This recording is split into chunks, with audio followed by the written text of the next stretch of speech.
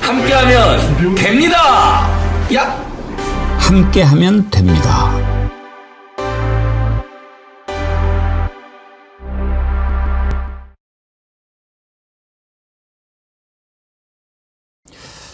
여러분 안녕하십니까, 백운기입니다. 희대의 법꾸라지 윤석열이 결국 오늘 특검 소환에 응하지 않았습니다. 말도 안 되는 이런저런 이유를 들어서 조사를 피하는데 아무래도 이번에는 임자를 잘못 만난 것 같습니다. 특검은 날짜를 다시 지정해서 출석을 요구하고 그때도 불응하면 형사소송법이 정한 마지막 단계의 조치를 취하겠다고 밝혔습니다. 뭘까요? 체포영장 아니면 사전 구속영장? 윤석열이 이렇게 조사에 불응하고 도망 다니는 것은 시간 끌기 목적도 있지만 지난번 박창환 총경이 조사를 할 때 핵심적인 증거를 들이밀었기 때문이라는 분석이 나옵니다. 왠지 차에 오르는 모습에서 윤석열이 예감한 듯 절망감 그런 게 좀 비치지 않았습니까?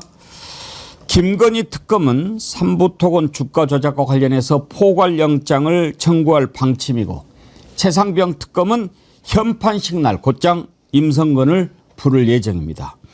걸리면 누구도 살아남지 못한다는 삼각파도가 몰아치고 있습니다. 생방송 백운계 정치 1번지 출발합니다.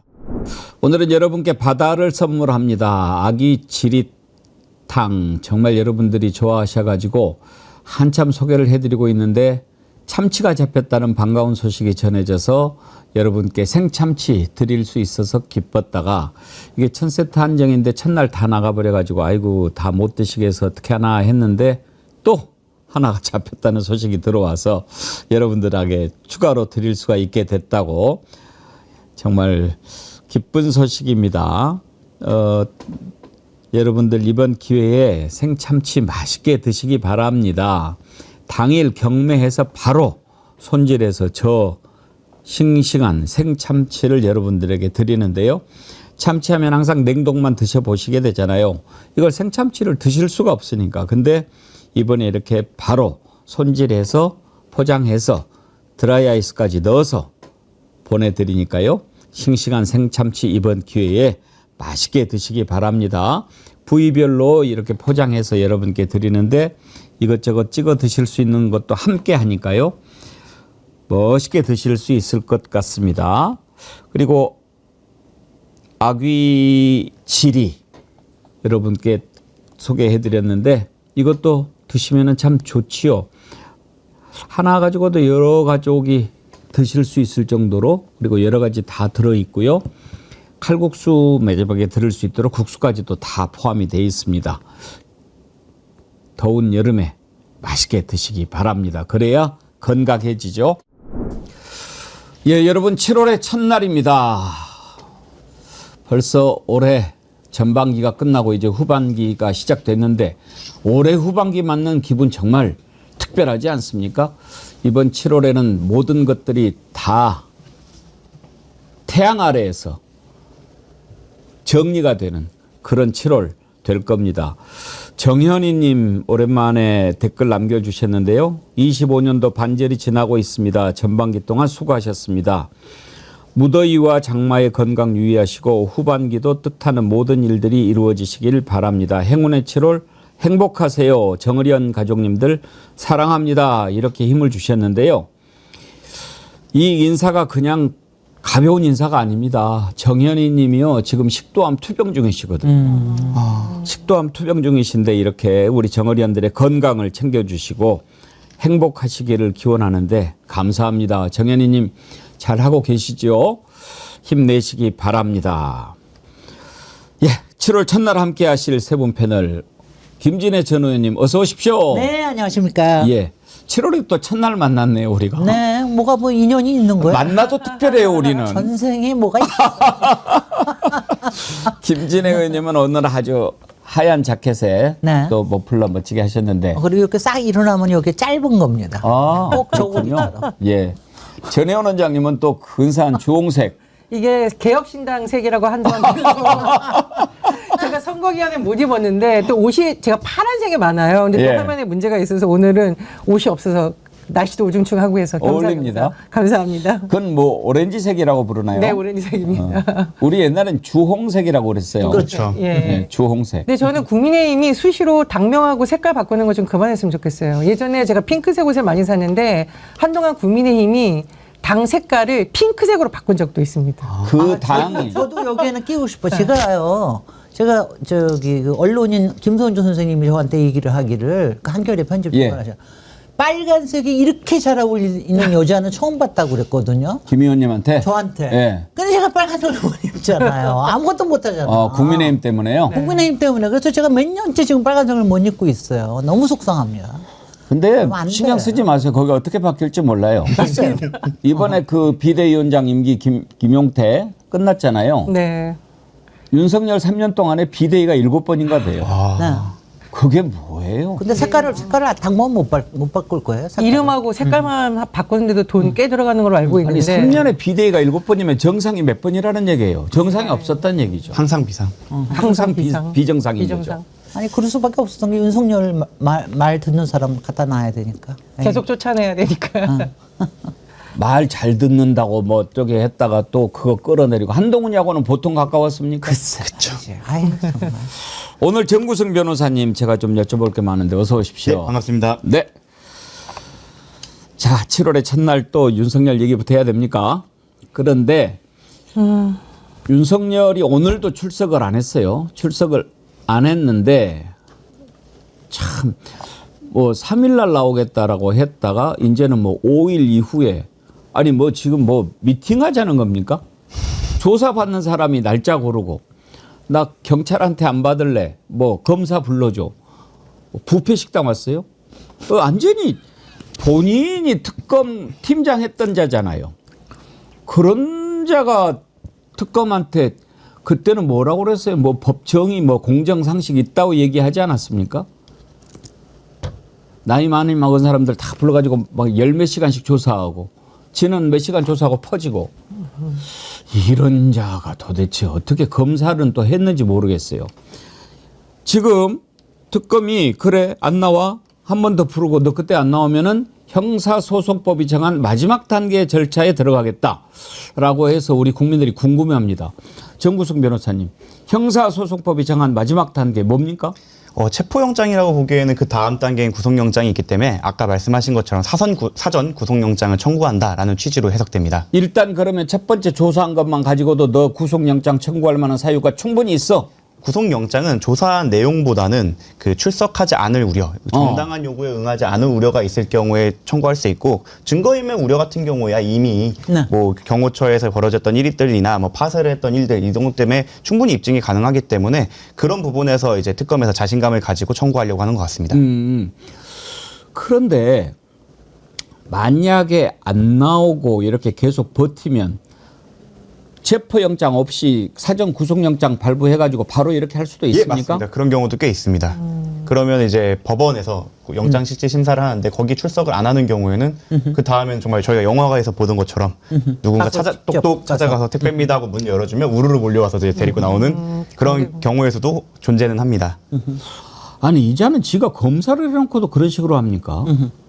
근데 제가 생각하기에는요, 정말 똑똑 놓고 해가지고 끌려가는 모습을 보여주고 싶어 하는 것 같아요. 탄압받았다는. 지금 뭐냐면 그게 자기한테 더 유리하다고 생각을 하는 거예요. 그러니까 만약 오늘 나오잖아요.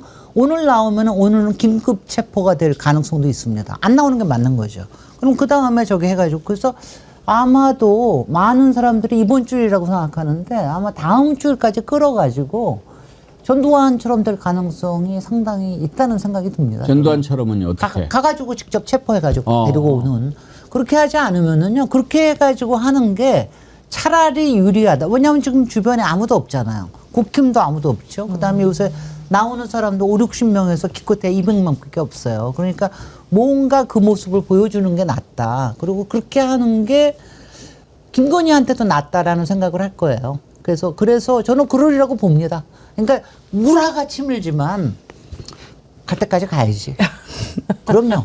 갈 때까지 특히 이제 가야지. 말도 안 되는 게 뭐 경찰이 조사하는 거 받아들일 수 없다. 뭐 이렇게 이야기를 했는데요. 이건요 특검 그러니까 검사를 제대로 했는지 법을 아는지 특검법에 분명히 하게 돼 있단 말이에요. 박지영 특검보가 이런 표현을 했는데 참 와닿더라고요.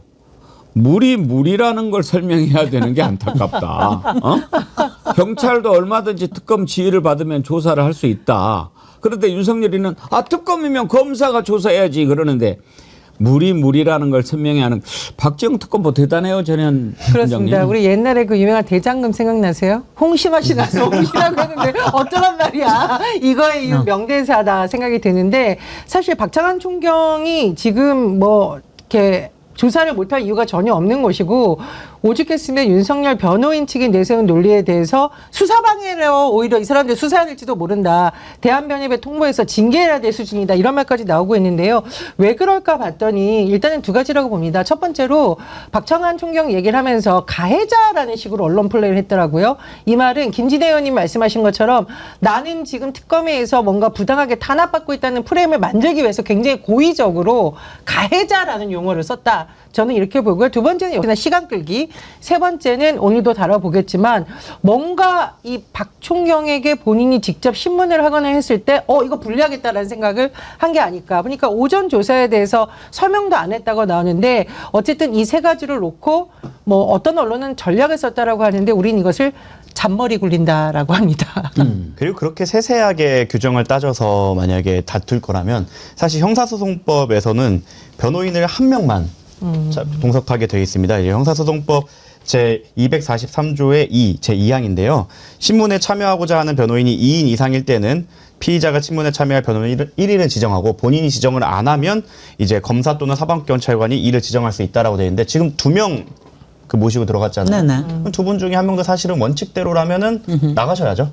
같이 참여할 수가 없습니다. 이렇게 서로 절차적인 부분에서 진행해서 서로 배려해가면서 이제 실체적 진실을 찾아가는 과정인데 나한테 유리한 건 눈 감고 나한테 조금이라도 불리하다고 생각하는 거는 정말 침소봉대 갖고 우기고 있는 모습인데 이게 결코 본인한테 유리할 거라고 생각되지는 않습니다. 근데 지금 윤석열이 박창환 총경 조사할 때 나 경찰한테 조사 못 받겠다라고 하는 게 평소에 생각하는 게 어디 경찰이 검사를 이런 마음도 있지만 일단 뭐 들이댄 이유가 지난번에 체포하러 왔을 때 박창환 총경이 왔다. 근데 그 체포 자체가 불법이었다. 불법이니까 어떻게 불법을 저지른 사람한테 내가 받느냐 이런 말도 안 되는 얘기를 하잖아요. 근데 그런 것을 퍼뜨리는 게 변호인들이잖아요. 그래서 특검이 선을 넘었다. 변호인들도 수사하겠다라고 하는데 변호인들도 바로 수사할 수 있습니까? 네. 지금 제가 듣기로는 그 사실관계 자체도 허위라고 들었는데 그 부분이 만약에 진짜 허위고 이것이 수사방해에 충분히 결론으로 나올 수 있기 때문에 이 부분에 대해서는 충분히 수사가 착수가 가능하고 변협 징계뿐만 아니라 이건 형사 입건을 해갖고 이 부분에 대해서는 좀 제재를 하는 것이 좀 바람직하지 않을까. 물론 변호인이 충분한 방어권을 행사하기 위해서는 보장을 해줘야 되지만 이렇게 허위 사실을 말한다던가 아니면은 고의적으로 수사를 불법적으로 지연하려고 한다던가 이런 부분에 대해서는 무작정 변호인의 방어권을 보장해줄 수는 없는 부분이거든요. 그래서 징계뿐만 아니라 이거는 입건까지도 스무스하게 진행되어야 된다고 생각합니다. 근데 지금 나오는 얘기를 쭉 들어보면 그런 이유를 겉으로는 내세웠지만 실제로는 박창환 총경이 이제 그 경찰 체포하는 그런 것도 내용을 잘 알고 그러니까 윤석열이 조사를 하면서 결정적이고 핵심적인 빼박 증거를 제시를 했을 거라. 그래서 윤석열이 아이고 엿됐네. 나 이제 끝이구나. 이렇게 딱 하고 이제는 방법이 없다. 깽판 치는 수밖에 없다. 이렇게 하는 것이라고 보는 관측들이 많거든요. 도대체 그 핵심 증거가 뭘까 궁금한데 패널들한테 한번 좀 추측을 한번 해보시라고 할게요. 근데 그 전에 윤석열이 조사 끝나고 이렇게 딱 차에 탈 때 표정을 보면 물론 그 법원에 갔을 때 막 주변에서 막 으쌰으쌰 하는 사람들이 없어서도 이겠지만 완전히 얼굴이 흑빛이에요. 네. 야, 나 망했다. 참 엿됐다. 잣됐다. 이런 표정이 확 느껴지는 거 저만 느꼈습니까? 다시 한번 그런 걸 생각하면서 한번 보시죠. 의구 조사 불연 거부하신 이유가 뭡니까? 검사 시절 피의자가 조사자 설득할 수 있게 해주셨습니까? 김건희 여사도 또 소환 조사 시키는지 어떻게 생각하십니까? 이 표정에서 좀 잡아줘 보세요.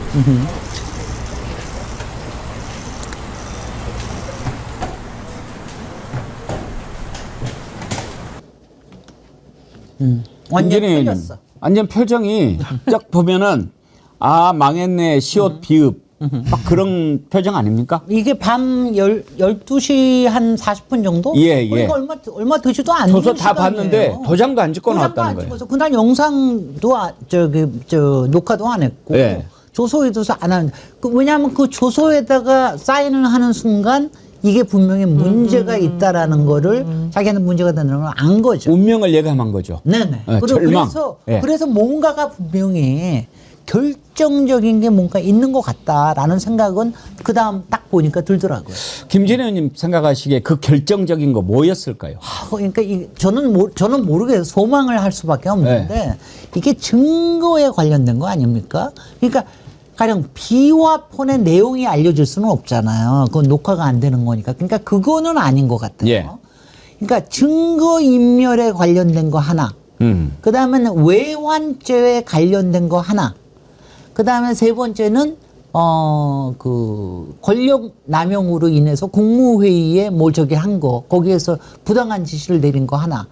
이거에 대한 증거가 확실하게 나온 게 아닌가 싶은데 이 중에서 가장 무서운 거는 사실은 외환죄에 관련된 거죠. 그러니까 어저께 왜 뉴스가 굉장히 많이 나온 거 있지 않습니까? 그러니까 왜 북한에 예. 드론, 그것도 소리 제일 많이 나는 무릉무릉무릉하는 드론을 갖다가 몇 바퀴를 돌렸다라고 하는 거기에서 나온 게 아마 가장 크지 않을까 저는 그렇게 생각을 해요. 그럴 수 있는데 이제 합리적으로 추론을 해보면 그것보다는 왜냐하면 박창환 총경이 조사를 했던 부분은 체포 방해 이 부분이었거든요. 거기에서 뭔가가 탁 오니까 아이고 그래서 이제 안 받겠다고 깽판을 쳐버린 건데 나중에 특검에서 야 그래 그럼 알았어 들어와 다른 조사할게 그래가지고 이제 검사 특검 뭐 통해서 다른 부분을 조사를 했기 때문에 박창환 총경이 들이밀었다는 핵심 증거가 있다면 체포 방해 관련된 뭔가 핵심적인 거였을 것 같은데. 그런데 예. 지금 이제까지 수사 과정에서 윤석열 측은 늘 상대방이 그냥 말로 했을 때는 계속 반격을 했었거든요. 그건 거짓말이다. 기억이 잘못된 것이다. 그래서 제가 추측건데 우리의 명태균과 윤석열의 통화 육성 나온 거 기억나시죠? 네. 그 이후에 정치판이 완전히 흔들렸고 윤석열의 대다수 말이 거짓말이었다라는 것이 드러난 시점이었었거든요. 제가 보기에는 누군가가 윤석열의 육성을 녹음한 녹취록이 있거나 그러니까 일반 대화를 지시하는 것을 혹은 경호처 직원과 대화하는 것을 녹음했거나 아니면 문자가 있거나 이럴 정도의 확실한 본인이 도저히 반박하기 어려운 이건 증언이 아니라 증거가 있기 때문에 이런 것이 아닐까 저는 그렇게 생각을 하고요. 또 왜 이렇게 전 추론을 하려면 윤석열이 보통 평소에 생각하지 않고 말을 막 하잖아요. 전화도 막 하고 소리도 막 지르고 그래서 윤석열이나 김건희가 직접 지시한 육성 녹음이 있거나 지울 수 없는 문자가 남아있는 것이 아닐까. 그것이 육성이다, 육성. 확정된 게 아닐까. 이런 생각이 듭니다. 일단 저 표정부터 좀 말씀을 드리자면 저도 이제 변호사다 보니까 특히 형사 전문으로 하다 보니까 이제 심야 조사를 받고 나오는 경우가 있는데 그 심야 조사를 받았다고 해서 항상 표정이 저렇진 않습니다. 그럼요. 뭔가 이제 검사나 경찰이 잘 풀어가지 못했다라는 거 느끼고 우리 의뢰인 그리고 저희한테 좋은 결과가 있을 거라고 예상되면 뭐 웃으면서 나오는 경우도 너무 많고요. 실제로 저희 뭐 강혜경 씨를 변호하면서 다 들어가서 나와서 막 웃으면서도 인터뷰를 많이 합니다. 저 표정이 나오는 건 정말 털렸다. 뭐 됐다라고 했을 때 나오는 표정이고 두 번째로 지금까지 윤석열과 윤석열 변호인단이 하는 걸 보면 진술 증거에 대해서는 그 왜곡해서 해석을 하거나 아니면 그거를 관계를 부정해버리거나 하는 식으로 항상 피해갔습니다. 그렇다고 하면 말씀하신 대로 예측하지 못한 증거인데 이것이 빼박인 물적 증거여야 저 정도의 타격이 왔을 것이다. 우리가 잘 생각해보면 이상민 장관 그리고 한덕수 전 총리가 그 국무회의 그 과정에 대해서 다 거짓 진술을 했던 게 CCTV로 밝혀지니까 그다음부터 입을 다물기 시작했죠. 네. 마치 동일할 것 같습니다. CCTV처럼 정말 빼도 박도 못하게 자기가 진술했던 거와 다른 모습이 나왔거나 예를 들어 그 이제 경호처에 손짓으로 지시해갖고 하는 모습 이런 것들이 나왔거나 말씀하신 대로 본인 육성 문자 같이 이제 해석의 여지가 없는 객관적 물증이 나왔기 때문에 여기에 대해서는 대응이 필요하다라고 생각을 해서 아마 꼬투리를 잡았을 겁니다. 그리고 변호인들끼리는 실시간 소통하고 있었을 거고 밖에서 전략을 짜는 변호인들이 이거는 이 전장에서는 지금 싸우면 안 된다라는 판단을 해서 일단은 시간을 벌고 준비를 다시 해서 오자라는 약간 결정이 내려지지 않았을까 생각을 합니다.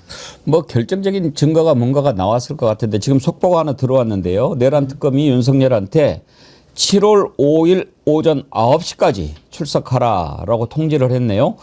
너무 길게 봐주는 거 아닙니까, 정구승 변호사님? 또 토요일이네. 7월 5일인데 아마 지난번에 본인 얘기했던 게 7월 3일이었다가 5일 이후 이렇게까지 했는데 7월 5일로 봐줘요. 그런데 7월 5일이면 정말 많이 봐주고 안 나올 이유가 없는 건데 특검이 이렇게 5일까지로 봐준 이유는 뭘까요? 첫 번째는 7월 3일날 재판이 있습니다. 예. 아마 그러면은 윤석열 변호인 측에서는 재판 준비와 거기에 대한 복귀가 필요하다는 변명을 댈 수도 있고 실제로 나중에 구속실질 심사나 체포영장 실질 같은 데서 이제 그런 꼬투리가 잡힐 수 있기 때문에 전혀 꼬투리가 잡히지 않을 수도 있는 그 7월 5일로 잡은 것 같고요. 7월 5일에도 만약 불응한다면 이제는 정말로 명분이 많이 쌓였죠. 그렇죠. 우리는 이렇게까지 해줬다라는 명분이 쌓였기 때문에 7월 5일이라면 확실히 영장을 확보할 수 있다. 왜냐하면 어설프게 영장을 쳤다가 그게 기각이 되면 역풍이 불 수 있기 때문에 그 돌다리를 두들겨 보고 가는 모습인 것 같은데 그럼 그만큼 시간을 준다. 이거 너무 배려하는 게 아니냐라고 생각하실 수 있겠지만 아마 그 사이에 관련인들 조사를 최소 뭐 4-5명, 많게는 뭐 10명, 20명까지 진행이 될 겁니다. 그럴 것 같아요. 그러면은 지금의 변호인단이 지난번 조사 때 가갖고 예측했던 수준의 준비를 하고 왔을 때 그 다음 단계의 질문을 할 가능성이 높습니다. 근데 그때에는 이번처럼 땡판을 치고 나오기는 굉장히 어려울 것이다. 그래서 조특검의 판에 지금 윤석열이 이제 빠진 것이다라고 생각이 듭니다. 7월 5일로 잡은 것도 참 절묘한 것 같아요. 지금 저는 조은석 특검이 이렇게 하는 걸 보면 윤석열보다 사법시험 더 윗기수라는 거 아닙니까? 윤석열이가 오히려 조은석 특검한테 수사를 배웠다고 하는데 네 수 내가 다 꿰뚫고 있어. 그래? 그러면 일단은 탁 압박을 하는 거죠. 거의 뭐 12시까지 이렇게 했다가 보내고 오늘은 죽게 내일 나와. 딱 이렇게 했는데 그거 너무 뭐 건강도 뭐 어쩌고 저쩌고 이제 뭐 이야기하니까 그래? 그러면 3일 딱 이렇게 한 것도 윤석열이 이런 식으로 저런 식으로 피할 걸 다 한 것 같아요. 거죠. 근데 이제 7월 5일은 도저히 이유를 댈 수 없는 날짜 아닙니까? 맞습니다. 그런데 7월 5일도 안 나온다면 왜 윤석열이 조사를 회피하는지가 이제 드러나는 거죠. 우리가 지금 생각하는 것처럼 결정적인 증거가 있기 때문에 이쪽으로 가면 파출소고 이쪽으로 가면 경찰서니까 이제 죽을 지경이 된 거니까 버틸 거고 그렇게 되면 바로 뭐 체포영장이든지 사전구속영장 발부받아가지고 집어넣는 방법 이런 차원도 있을 것 같고 또 하나는 7월 5일쯤이면 그 안에 이렇게 드러나고 수집된 걸 다 통해가지고 그날 딱 나왔을 때 너네 이제 집에 못 가. 긴급 거기에서 긴급 체포하고. 이런 수가 좀 저는 보이는데. 네, 보입니다. 보입니다. 근데 이게 참 빠져나가기 어려운 상황인 게 그 날인을 지난번에 안 했다는 점 때문에 실질적으로는 출석에 응하지 않은 것처럼 평가받을 수도 있단 말이죠. 그리고 지금 특검이 벌써 날짜를 2번, 3번을 줬기 때문에 그 형사소송법상 수사기관의 정당한 요청에 불응할 우리 염려가 있는 경우에만 원래 영장이 나오는데 그 염려가 있다는 걸 스스로 입증을 했고 그리고 7월 5일이면은 한 이제 4, 5일간의 기간이 있는 건 그동안 수많은 준비가 될 겁니다.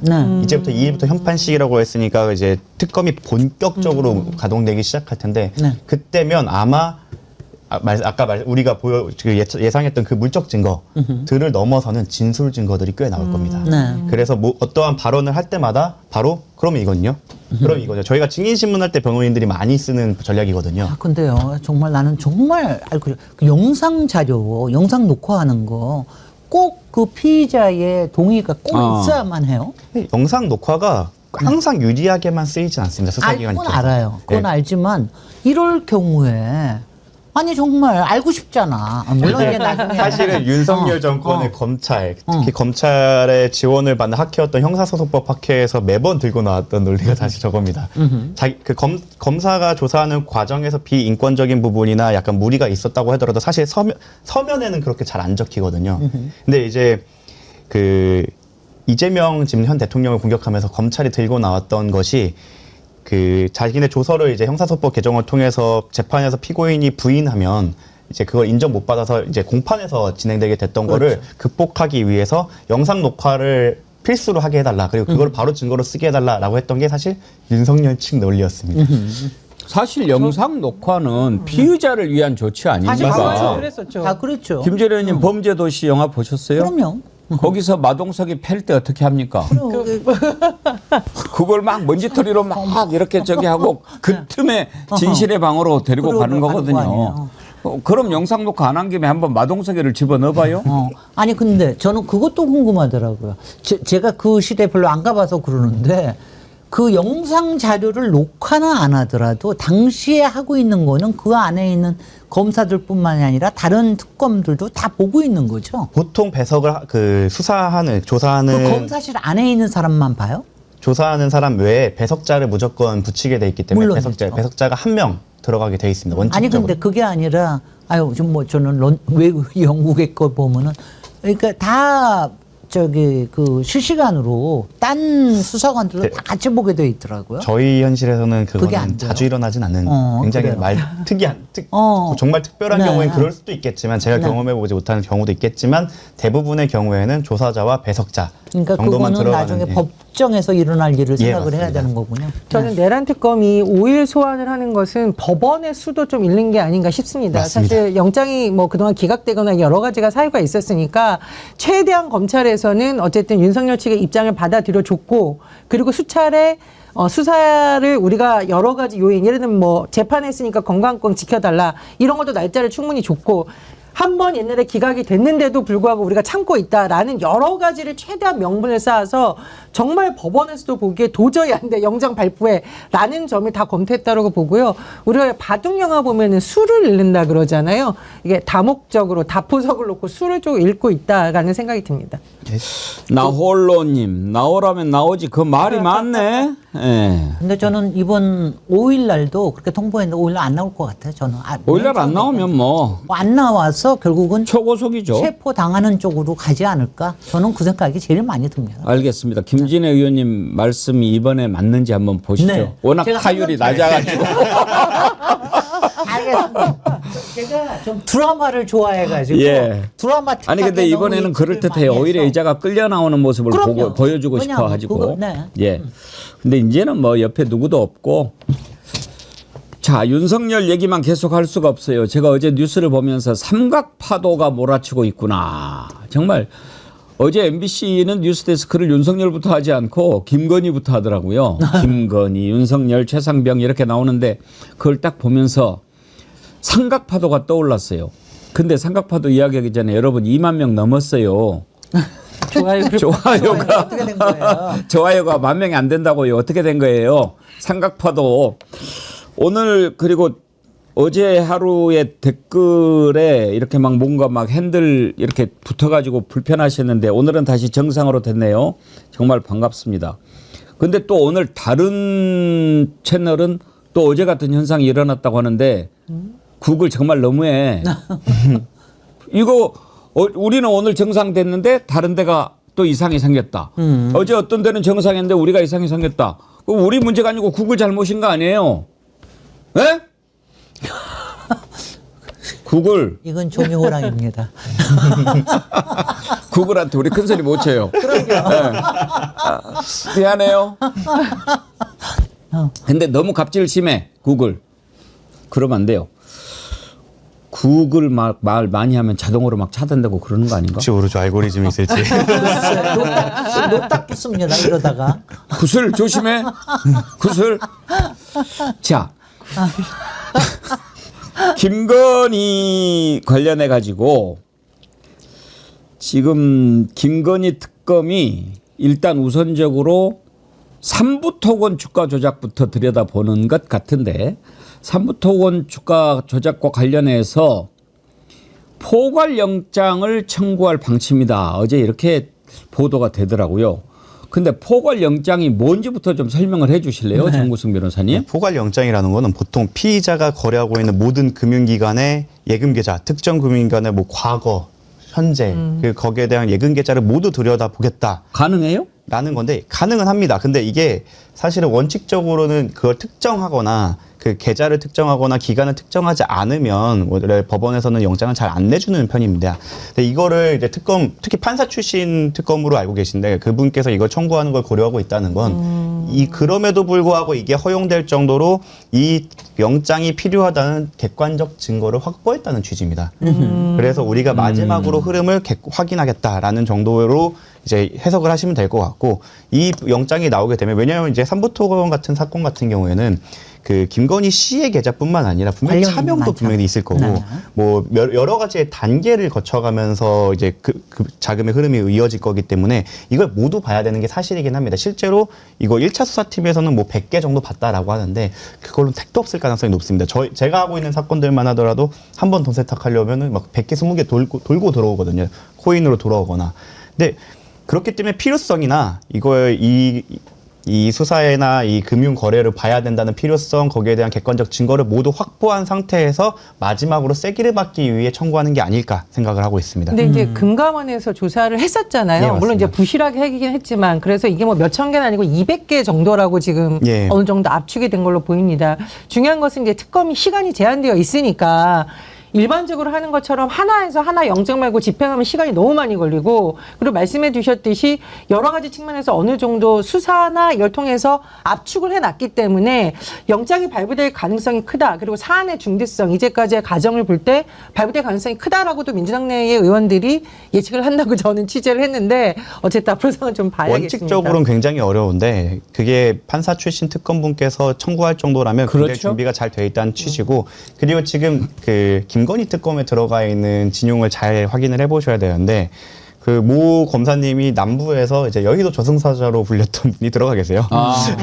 네, 여의도. 어떤 분들은 그분이 뭐 이제 도이치를 봐준 게 아니냐고 하는데 약간 오해가 있었던 거고 1차로 들어가고 나중에 2차로 들어가서 열심히 하려다가 좌천돼 갖고 지방을 돌다가 이번에 특검으로 합류하신 분이거든요. 그분이 아마 칼을 갈고 있을 겁니다. 저 개인적으로 아는 분인데 그분이 떴을 때 여의도에서는 굉장히 긴장을 많이 했어요. 이제 그분이 아마 이 부분까지도 같이 수사를 하지 않을까 싶은데 자신감이 있기 때문에 나온 그 표현이 포괄영장 여태까지 포괄영장이 발부된 케이스가 어떤 게 많지 있었어요? 않습니다. 정말 많지 않습니다. 그러니까 예를 들자면 있었어요? 예, 개별 사건에 대해서는 저희가 말씀드리긴 어렵지만 원칙적으로 안 된다가 맞습니다. 근데 이렇게 글쎄요. 굉장히 어려울 것 같아요. 대규모 주가 조작 사건이나 이런 경우에는 그래도 기간을 조금 제한해서 예를 들어 주가 조작을 했던 그 전후 사정으로 딱 맞추거나 금융기관을 아니 특정해서 진행이 근데 됩니다. 정말 주가 조작이나 그리고 좀 이따 나올 거지만은 그 왜 마약에 관련된 예, 거 이런 예. 거는 돈 세탁이 워낙 관련이 많이 되기 때문에 포괄영장 아니면은 참 어렵긴 어려울 것 같아요.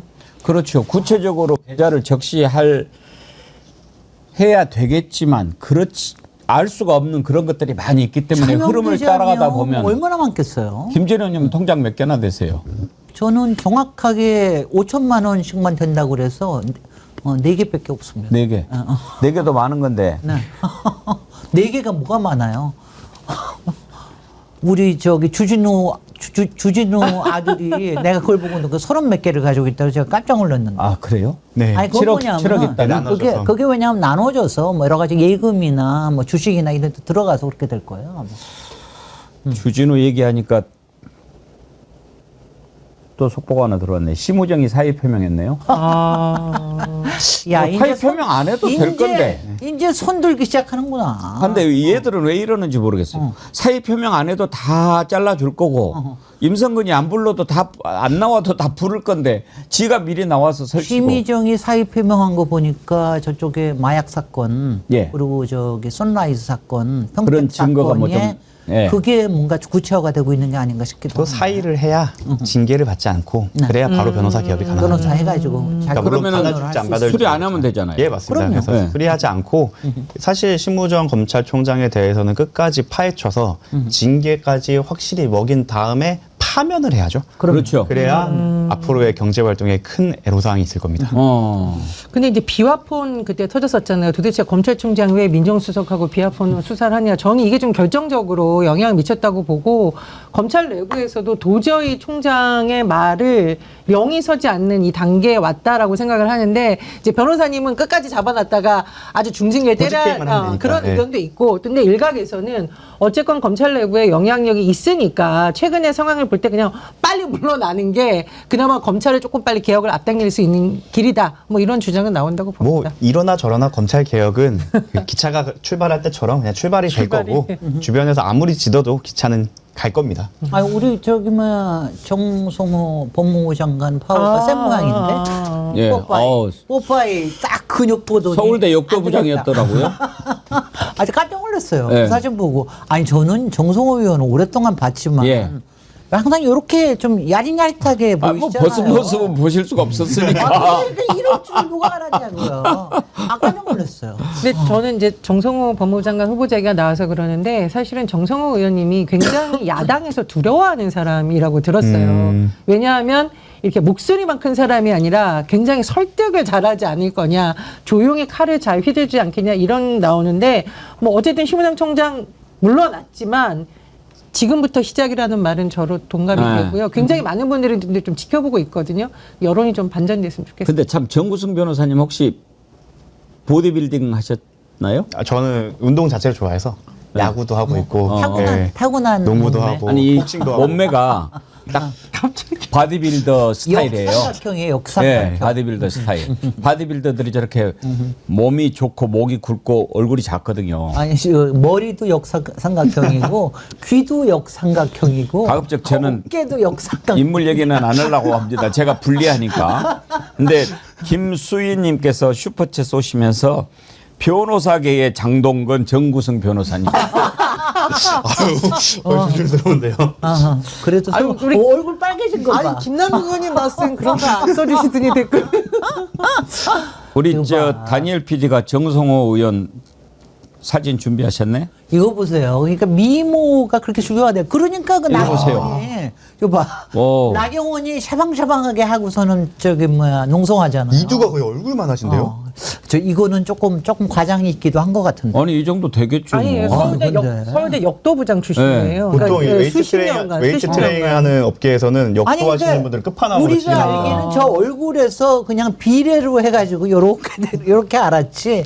저렇게 벌어질 줄 앵커님 아까 마동석 얘기하셨죠. 예. 요즘 네티즌들이 마동석. 마동석. 농성이야. 그래서 모 유튜버에서는 굳이 일하실 때 옷을 입으셔야 되냐. 특히 검찰 개혁할 때는 반팔 입고 다녀라. 그 나시티만 입고 일하시면 충분히 위압감이 있지 않을까. 팔뚝이 거의 제 배만 합니다. 저도 한 배 하잖아요. 예. 아이고 참. 예. 부럽습니다. 아니 이러다가 새 법무부 장관 되게 인기 많아지겠는데 평생 그 저거 하던 매니아 팬들이 생기실 것 같은데. 예. 네. 법무부 장관 잘 뽑은 것 같지 않습니까? 네, 그건 이제 두고 봐야죠. 그래요?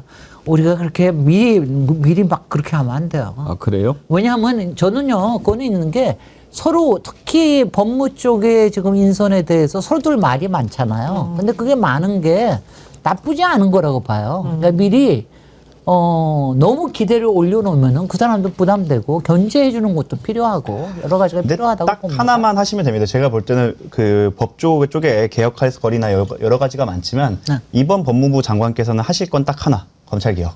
아니, 이것만 근데- 성공하신다고 하면 역사에 이름이 남기지 않을까. 근데 정성호 법무부 장관님이 이제 보니까 딱 꼭지를 따시는 분이 될 것 같은데 그동안 정말 고생한 사람들 너무너무 많습니다. 그 위에서 꼭지를 딱 꼭 따주십시오. 미니아님 청문회 때 반팔 입고 합시다. 정부세님 양복도 민소매 스타일로 해라. 그건 갑자기 상상이 되네. 자 아까 삼각파도 얘기했는데요. 김진영님 삼각파도 아세요? 정확히 몰라요. 삼각파도가 사각파도는 아는데. 삼각파도가 뭐냐면 제가 그냥 아는 대로 하는 것보다 전문적인 용어로 찾아봐서 말씀을 드릴게요. 파도와 파도가 그러니까 진행 방향이 다른 둘 이상의 물결이 부딪혀서 생기는 네. 불규칙한 물결. 네. 이게 이제 삼각파도인데요. 파장에 비해서 파고가 높아서 삼각형을 이룬대요.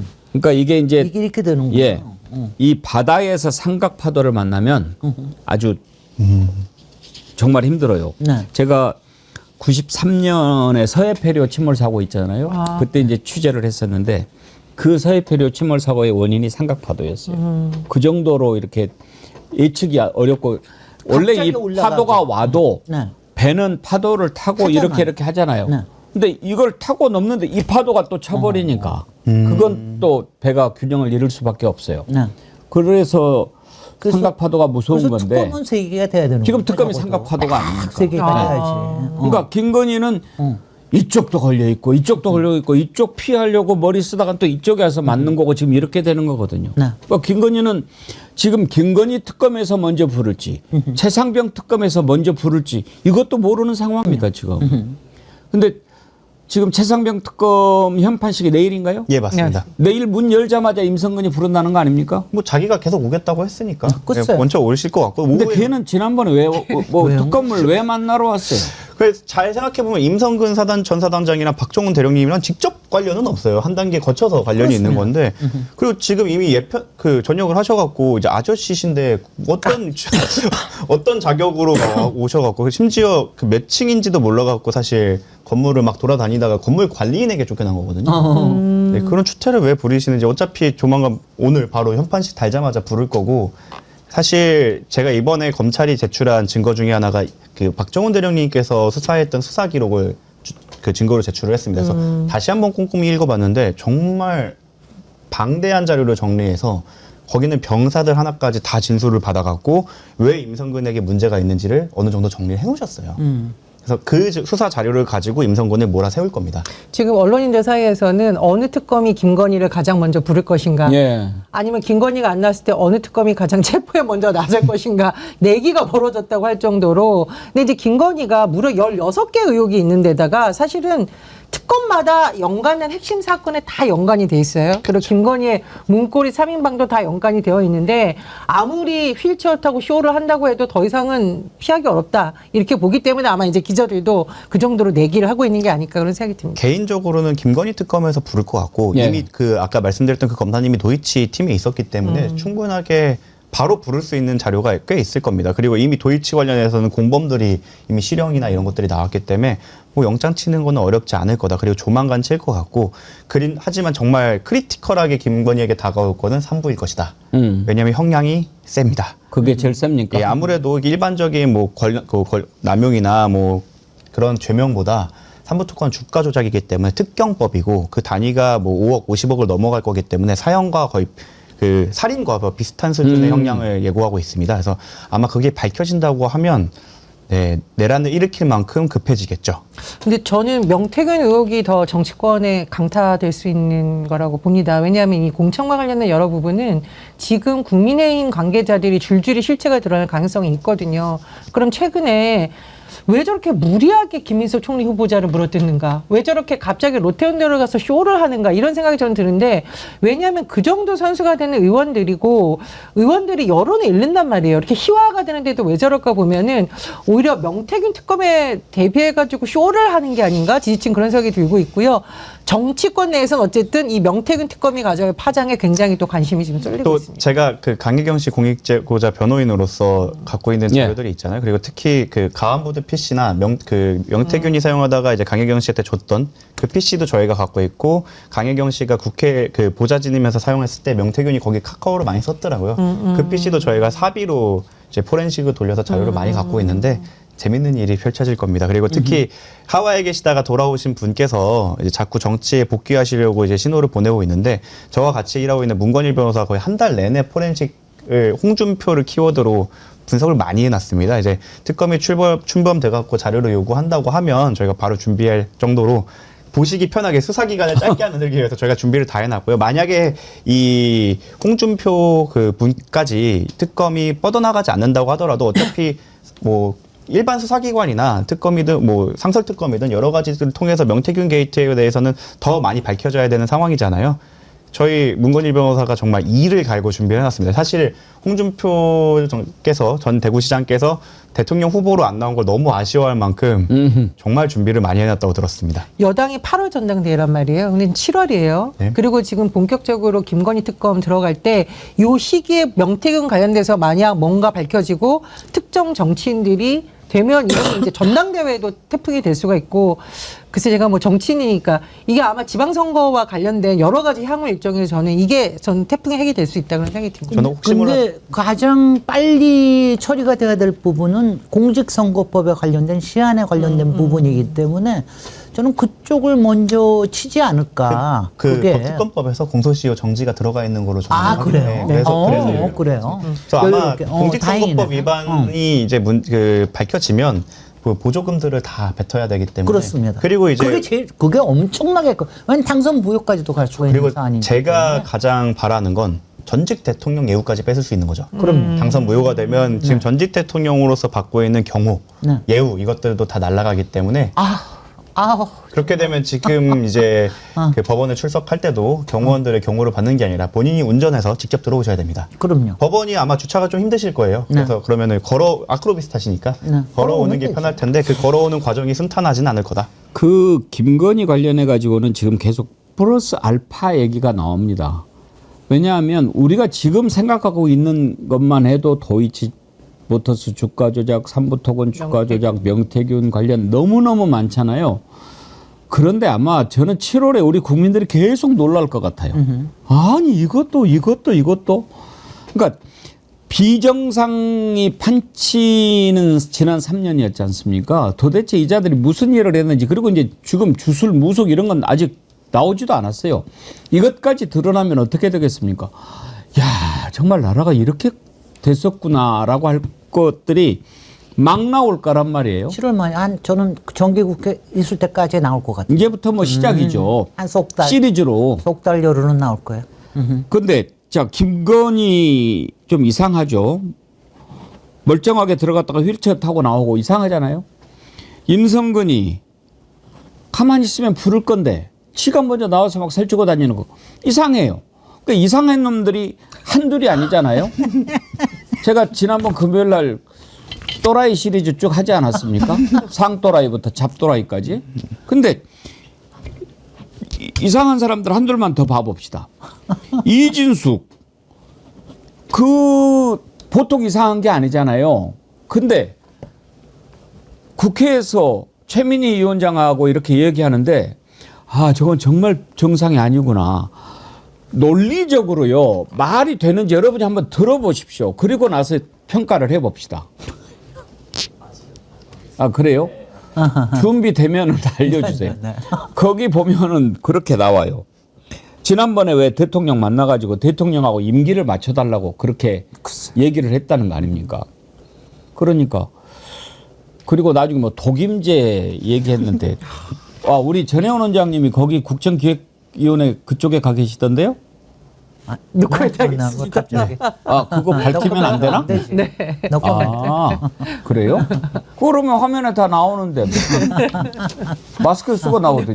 마스크 나 쓰겠습니다. 거기서 전혜원 원장님 나온 거 보고 우리 전 원장님이 여기 국정기획분과에 가시네 그랬는데 왜 나한테 얘기 안 했지? 원래 그건 안 밝히게 돼 있나요? 네. 보안 때문에 노코멘트인 걸로 밝히지 않은 걸로 지금. 노코멘트. 가서 뭐 얘기한 거는 안 해도 거기 소속돼 있는 것도 일단은 보안으로 돼 있나요? 네. 근데 뭐- 사진은 왜 찍는 거야 그러면 동영상? 그러니까 공개인데? 글쎄, 다 공개됩니다. 근데 어쨌든 최대한 이제 보안 때문에 굉장히 조심하고 있고 뭐 각서도. 그럼 나 김규현 변호사님한테 실수했네. 김규현 변호사님 국정기획분과 위원회 들어가신다고 그래갖고 이제 못 나온다고 내가 소개했는데. 뭐 언론에 이미 나오긴 못 했기 나오시는 때문에 거니까 못 나오는 걸 얘기를 하는 거니까. 그거는. 알았어요. 이제 다음 주에부터 못 나온다. 아니 지금 하고 있는데 나오셨잖아요. 뭐. 그래도 계속 나오실 거죠? 그래서 숨기시는 거구나. 국정기획분과 아니래요. 아이고 조근조근 위원장님. 아니 딱 부러지게 딱 떨어지잖아요. 그러니까 맞추는 것이 왜 맞춰야 되냐? 뭐 철학을 같이 해야 되니까. 그러면 윤석열하고 철학을 같이 했으니까 물러나고 새로 그럼 맞추세요. 이러면 될 거를 나는 아니고 나는 법대로 임기해주고 정말 저 정상입니까? 하여튼 간에 그러니까 모든 걸 자기 본위로 생각을 하는 것 자체가 기본적으로 소시오패스 내지는 저기에 그런 성향이 기본적인 있는 그런- 거죠. 그런 생각이 드는 거예요. 자기 본위로만 생각을 하는 거예요. 사람이 어쩌면 저렇게까지 될 수 있나요? 그러니까 새벽 4시에 수사를 앞두고 있는 사람들의 특징입니다. 그러면 어떤 좀 직을 지키고 있어야 그나마 이게 아노미 현상이 오나? 그죠. 직을 지키고 있어야 자기가 부릴 수 있는 사람들이 좀 있다 보니 그 대비를 할 수 있는 업무를 조금 시킬 수도 있고. 근데 만약에 개인이게 되면은 그것도 어렵고 또 직이 있으면 탄압이라는 구도를 만들 수도 있기 때문에 어떤 더러운 꼴을 보더라도 자리를 지켜서 그 구도를 만들고자 할 겁니다. 이진숙도 문제지만 사실은 공공기관 알박기가 새로운 정부의 어떤 새로운 철학을 담는데 가장 큰 방해 요인이라는 게 공무원사에서 나오는 건 줄 알고 있어요. 더 문제는 뭐냐면 윤석열이 심지어 헌법재판소에서 파면된 이후에도 임명된 공공기관장이나 이런 사람들이 20몇 명이 넘는 걸로 전 언론 보도에서 봤거든요. 그러면 제일 누가 괴롭냐? 거기 일하는 공무원들은 정말 죽을 맛이라는 겁니다.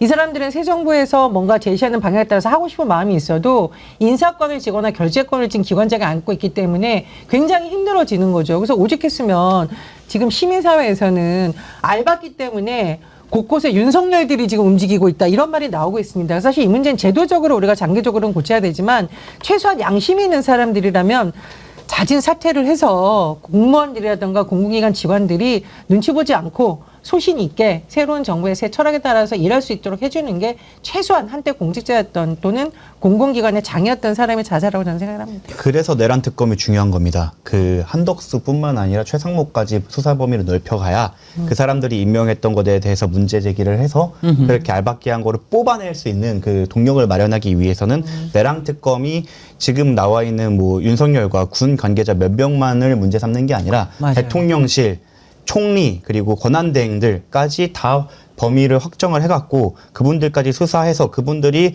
그 과정에서 행한 행정 처분에 대해서까지 다들 나중에 문제를 제기할 수 있게 그 발판을 만들어줘야 합니다. 정말 빨리 윤석열을 일단 치우고 나야 그 다음 차례로 한덕수, 그렇죠. 최상목 예. 얘기가 될 테니까 시간적으로는 조금 빨리 됐으면 좋겠다. 빨리 돼야죠. 예. 근데 정말 이상한 사람들이 하나 둘이 아니에요. 어제도 잠깐 살펴봤는데 제가 어제 가만히 생각해 보니까 이거는 정말 큰 문제가 있다 싶은 게 나경원인데요. 지금 국회에서 록항승가 국항승가 하고 있지 않습니까? 로텐다홀에서 하니까 록항스, 국회에서 하니까 국항스 이런 얘기를 하던데 저 해맑은 미소 좀 보십시오. 국회에 저 시원한 에어컨 나오는 데서 저렇게 웃으면서 하는데 제가 뭐를 오늘 좀 지적하고 싶냐면 저 김밥 사진 한번 보겠습니다. 저 김밥이요. 저거를 다른 사람이 찍은 게 아니고 본인이 찍어서 올린 겁니다. 이것만 좀 잡아봐 주세요. 제가 뭘 설명을 드리고 싶냐면 나경원 의원은 나 지금 이렇게 김밥 먹으면서 고생하고 있어 이 얘기를 하고 싶은 거죠. 나는 평소에 고급 호텔에 가서 근사한 것만 먹는데 지금 이렇게 형편없는 김밥을 먹으면서 농성하고 있어를 자랑하고 싶어가지고 저 좋은 김밥을 지금 사진을 찍어놨는데 저 김밥을 보는 순간 국민들이 어떻게 생각합니까? 야, 김밥 진짜 고급지게 생겼네. 진짜 맛있게 생겼네. 저 얼마짜리일까? 이렇게 생각하지 않겠나요? 그 국민들의 눈높이를 나경원은 모른다는 겁니다. 저 김밥이요. 김진애 의원님, 저게 뭐 키토 김밥인가 뭔가 엄청 고급진 거라고 그러더래요. 키토제닉 김밥이라고요. 예. 그러니까 저탄수화물 김밥이에요. 그러니까 아하. 밥을 작게 들고 여기에 단백질, 야채 이런 것들이 더 훨씬 더 많이 들어가서 일단 단가가 비싸요. 그 키토가 아니라 아마- 오토김밥이라고 제가 즐겨 먹는 데인데 네. 예. 오토김 그러니까 기본적으로 10,000원 비싼데요, 될 거. 예. 굉장히 비싸. 그러니까 한 줄에 10,000원 되니까. 그러니까 저기가 얼마나 생각이 국민하고 동떨어져 있느냐를 제가 얘기하고 싶은 거예요. 나는 김밥 먹으면 사고 있어요라고 하는데 그 김밥은 일반 서민들은 평소에 접근도 못하는 비싼 김밥을 갖다가 내가 먹고 있다고 그걸 얘기하고 있는 거란 말이에요. 그러니까 저 사람들의 정말 생각은 저도 뭐 국힘 사람들 보면 깜짝깜짝 놀랄 때가 많은데 기본 단가의 개념이 달라요. 그걸 제가 누구한테 들었냐면 혹시 알죠? 기자들한테 들었습니다. 기자들을 대접하는 기본 단가가 민주당이 대접하는 거하고 저쪽에 대접하는 거하고 완전히 다른 거예요. 그러니까 그 수준, 그러니까 기자들이 저쪽을 좋아하는지는 모르겠는데 하여튼 수준 자체가 아마 저 사람들은 점심에 먹는다 그러면은 3만 원도 너무 작다고 생각을 할 거예요. 그러니까 김밥 같은 거는 아주 웃어 보이는 거지. 거기다가 가격에 신경도 안 써요. 그리고 그 보좌관들, 예. 보좌관도 한심하지. 보좌관은 그랬으면 눈치 좀 차려가지고. 그렇죠. 4,5천원짜리 이거는 아닙니다. 예. 근데 나경원 또 평소에 입맛도 알고 이러는 거야. 그러니까 10,000원짜리 넘은 거를 갖다가 들이대고 그러는 거지. 그리고 아까 텐트 사진을 그러니까 보시면 정말 전체적으로 썩어 있는 친구들이야. 저 텐트 사진을 보면 사실 밑에가 좀 잘려 있는데 거기가 계곡이라고 해도 믿을 정도로 그럼요. 세팅을 너무 잘해놓고 표정도 너무 좋아요. 그렇다 보니까 투쟁인데 여기 잘 생각해 보시면 여기에 밑에 계곡이라고 해도 어울리고 뒤에 대리석까지 있어갖고 그 어울릴 정도로 근데 이거를 본인이 올렸다는 거잖아요. 이 예쁜 표정으로. 근데 그러니까 농성하는데 저 표정을 왜 본인이 올립니까? 아니 여기도 보좌관 중에 그 이상한 알바 보좌관이 있는 거야. 예쁘게 사진만 찍는, 찍어서. 네. 아. 예쁘게 찍. 왜냐하면 제가요. 이것도 좀 얘기하긴 그렇지만 이건 죄송합니다만은 뭐 조금 욕 먹더라도 얘기하겠습니다. 저는 그러니까 이른바 미모가 있는 여성 위원이라든가 아니면 정말 미모가 뛰어난 남성 위원이 제가 좀 못마땅한 게 제가 안 그래서 그런 것도 있지만 이게 이런 게 있는 거예요. 일종의 이렇게 팬덤을 만들어냅니다. 그러니까 나경원 위원의 경우에는 예전에 왜 박근혜 대통령이 우리가 보기에는 아니 왜 박근혜 대통령이 술도 없이 뭐 보톡스도 맞고 이런 걸 왜 하냐 이런 생각을 드는데 그분들은 팬 관리를 위해서 본인의 즐거움도 있지만 팬덤 관리를 위해서 그게 필요하다는 거예요. 그러니까 김건희가 자기 관리하는 거나 팬덤 관리하는 거나 나경원이 자기 왜냐하면 특히 인기가 좋은 부분이 그 국힘에 나이 많은 당원들이 그렇게 나경원의 이런 거를 좋아한다는 거 아니에요. 얼마나 웃기는 겁니까? 그러니까 자기 실력을 닦을 생각은 하나도 안 하고 처절함도 없고 절박함도 없고 국정에 대한 정말 이 절실함도 없이 자기 가꾸고 이쁘게 올린 사진하고 머리는 또 저게 뭡니까? 머리 좀 흐트러뜨리고 나오면 안 돼? 아 정말 좀 묶고 나오면 안 돼? 아 정말 핵심은 난 정말 일 제대로 못하는 사람 딱지색이야 하여튼간에. 저는 저게 이제 누구를 위한 농성인가가 핵심이라고 봅니다. 네, 의원들이 계엄 터진 이후에 그 침낭 가져와서 민주당 의원들이 의원실에서 막 이렇게 약간 노숙자 같은 형태로 자고 있는 거 이런 사진 보면 국민들이 아 같이 싸워야겠구나 이 상황이 참 마음이 아프지만 우리가 같이 정말 투쟁해야 된다 이런 마음이 드는 것이고요.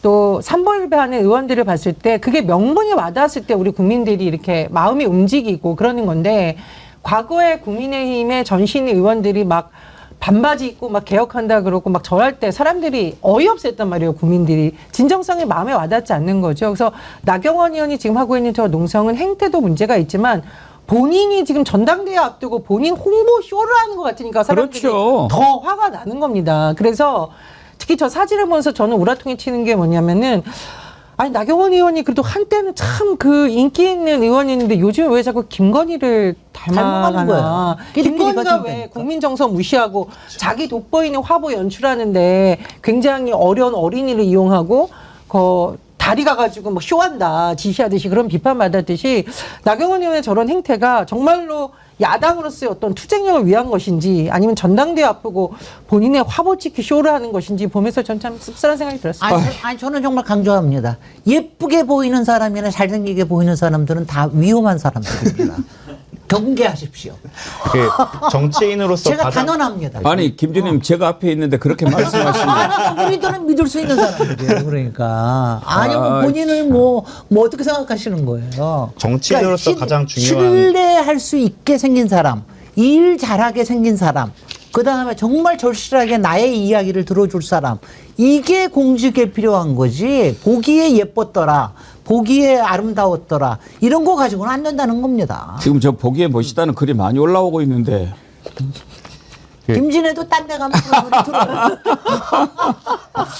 사실 자 우리 귀 씻읍시다. 네. 지금까지 너무 힘들었는데 아. 그래도 또 7월의 첫날인데 여러분들 기분 꿀꿀하게 보내드릴 수 없잖아요. 기분 좋은 장면으로 넘어가겠습니다. 어제 대통령실에서 아주 흐뭇한 그런 전경이 펼쳐졌어요. 참 모인 분들만 생각해도 얼굴에 미소가 지어져요. 우리의 자랑들. 소프라노 조수미 씨 그리고 폭삭 소가수다. 정말 많은 국민들 울렸던 드라마죠. 김원석 감독. 그리고 이번에 토니상 이거 엄청난 거예요. 오스카상 같은 거죠. 뮤지컬에 어쩌면 해피엔딩의 박천유 작가. 그리고 또 자랑스러운 발레리노 박윤재 씨. 이렇게 딱 모여가지고 이재명 대통령이 이렇게 저렇게 문화 관련된 얘기도 하고 지원도 약속하고 그랬는데 또 김혜경 여사도 함께 참석을 했더라고요. 얼마나 흐뭇하든지 그래 이렇게 좀 삼각파도 치는데 이런 것도 있어야지 그런 생각이 들었어요. 그 장면 한번 보실까요? 사실 제가 선거 기간에 화도 많이 들어가지고요. 폭삭수가수다 보면서 눈물을 흘리셨다. 그 다음 말도 기억나요. 아유, 집에 여사님 보면은 창피해서 몰래 우느라 애먹었다라고도 말씀하셨는데, 결국은 대통령을 울린 드라마를 만드신 겁니다. 자주 우세요, 드라마 보고?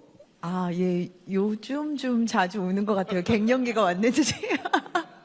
그런데 아마도 감사합니다. 그 주인공 애순이를 보면서 아, 우리 현대사의 어머님, 누이 이런 것들을 생각했었던 것 같아요. 특히 또 우리 하늘나라 간 신우의 어릴 때 아명이 애자였다고 그래요. 그래서 그런 모습, 그런 게 연상이 돼서 아마 눈물샘이 자극되지 않았나 싶습니다.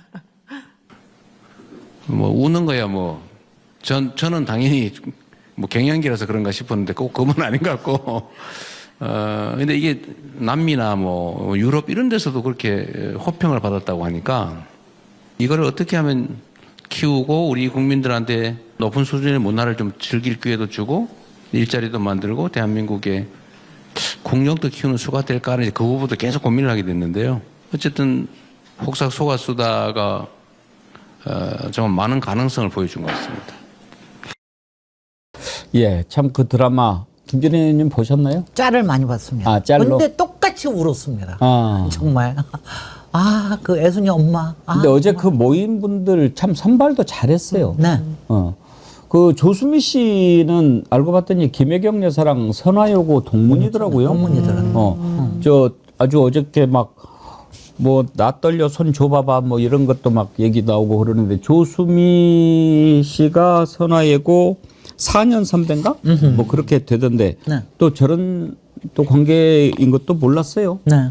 근데 저는 이제 되게 좋았던 게 뭐냐면 보통 우리가 이제 K-팝 이렇게만 생각을 하는데 사실 요즘 외국인들은 K-민주주의라는 말을 많이 사용을 하잖아요. 그만큼 소프트 파워가 중요하다라는 걸 이재명 대통령님이 후보 시절에 많이 했고 K-문화를 보면서 저는 그동안 그렇게 사실 초대받지 못했던 발레리노 이런 학생들이 왔다는 거 그리고 독립영화의 중요성을 언급해주는 사람들이 왔다는 거에서 굉장히 우리가 왜 과거의 대통령과 문화예술이라면 떠오르는 뻔한 장면이 아니라 정말 곳곳에서 문화의 격을 높이고 글로벌 무대에 진출하고 있는 다양한 세대, 다양한 분야 예술가들이 맞는 게 되게 좋다고 생각이 들었고요. 참고로 이제 대통령님이 후보 시절에 K컬처 300조 원 시제를 열겠다라는 거는 어마무시한 약속입니다. 사실은 이거 실현하기 위해서는 굉장히 전략적 산업으로 키우고 이런 것이 많이 드는데 어제 대통령님이 저자를 통해서 그 의지를 좀 저는 많이 밝히셨다라고 생각을 해요. 그래서 앞으로 이 분야에서 상당히 기대가 되고 또 전 세계적으로 우리나라의 K컬처가 뻗어나가지 않을까 좀 그런 상상했습니다. 과거 정권 사례만 보더라도 진보 정권이 들어섰을 때 문화가 융성하고 보수 정권이 들어오면 블랙리스트다 뭐다 하면서 오히려 억압하고 유치하고 누군가만이 좋아하는 그런 콘텐츠들이 많이 양상되는데 이번에는 그 선정한 예술인들부터가 뭐 정권이 왔을 때 자랑스러운 뭐 엄청난 뭐 상을 받았다 이런 분들보다는 말씀하신 것처럼 대중들은 잘 모르지만 곳곳에서 대한민국 문화를 위해 힘써왔던 분들까지 다 초대한 걸 봐서는 정말 섬세하다. 디테일이 살아있는 그런 문화 융성 정책을 펼칠 것 같다라는 생각이 듭니다. 정우승 변호사님은 다방면으로 관심이 많으시군요. 문화 쪽도 이렇게. 와이프가 가수입니다. 아, 맞아요. 가수. 예. 가수세요? 예, 예. 이름이 어떻게 돼요? 아 유명하진 않고요. 예.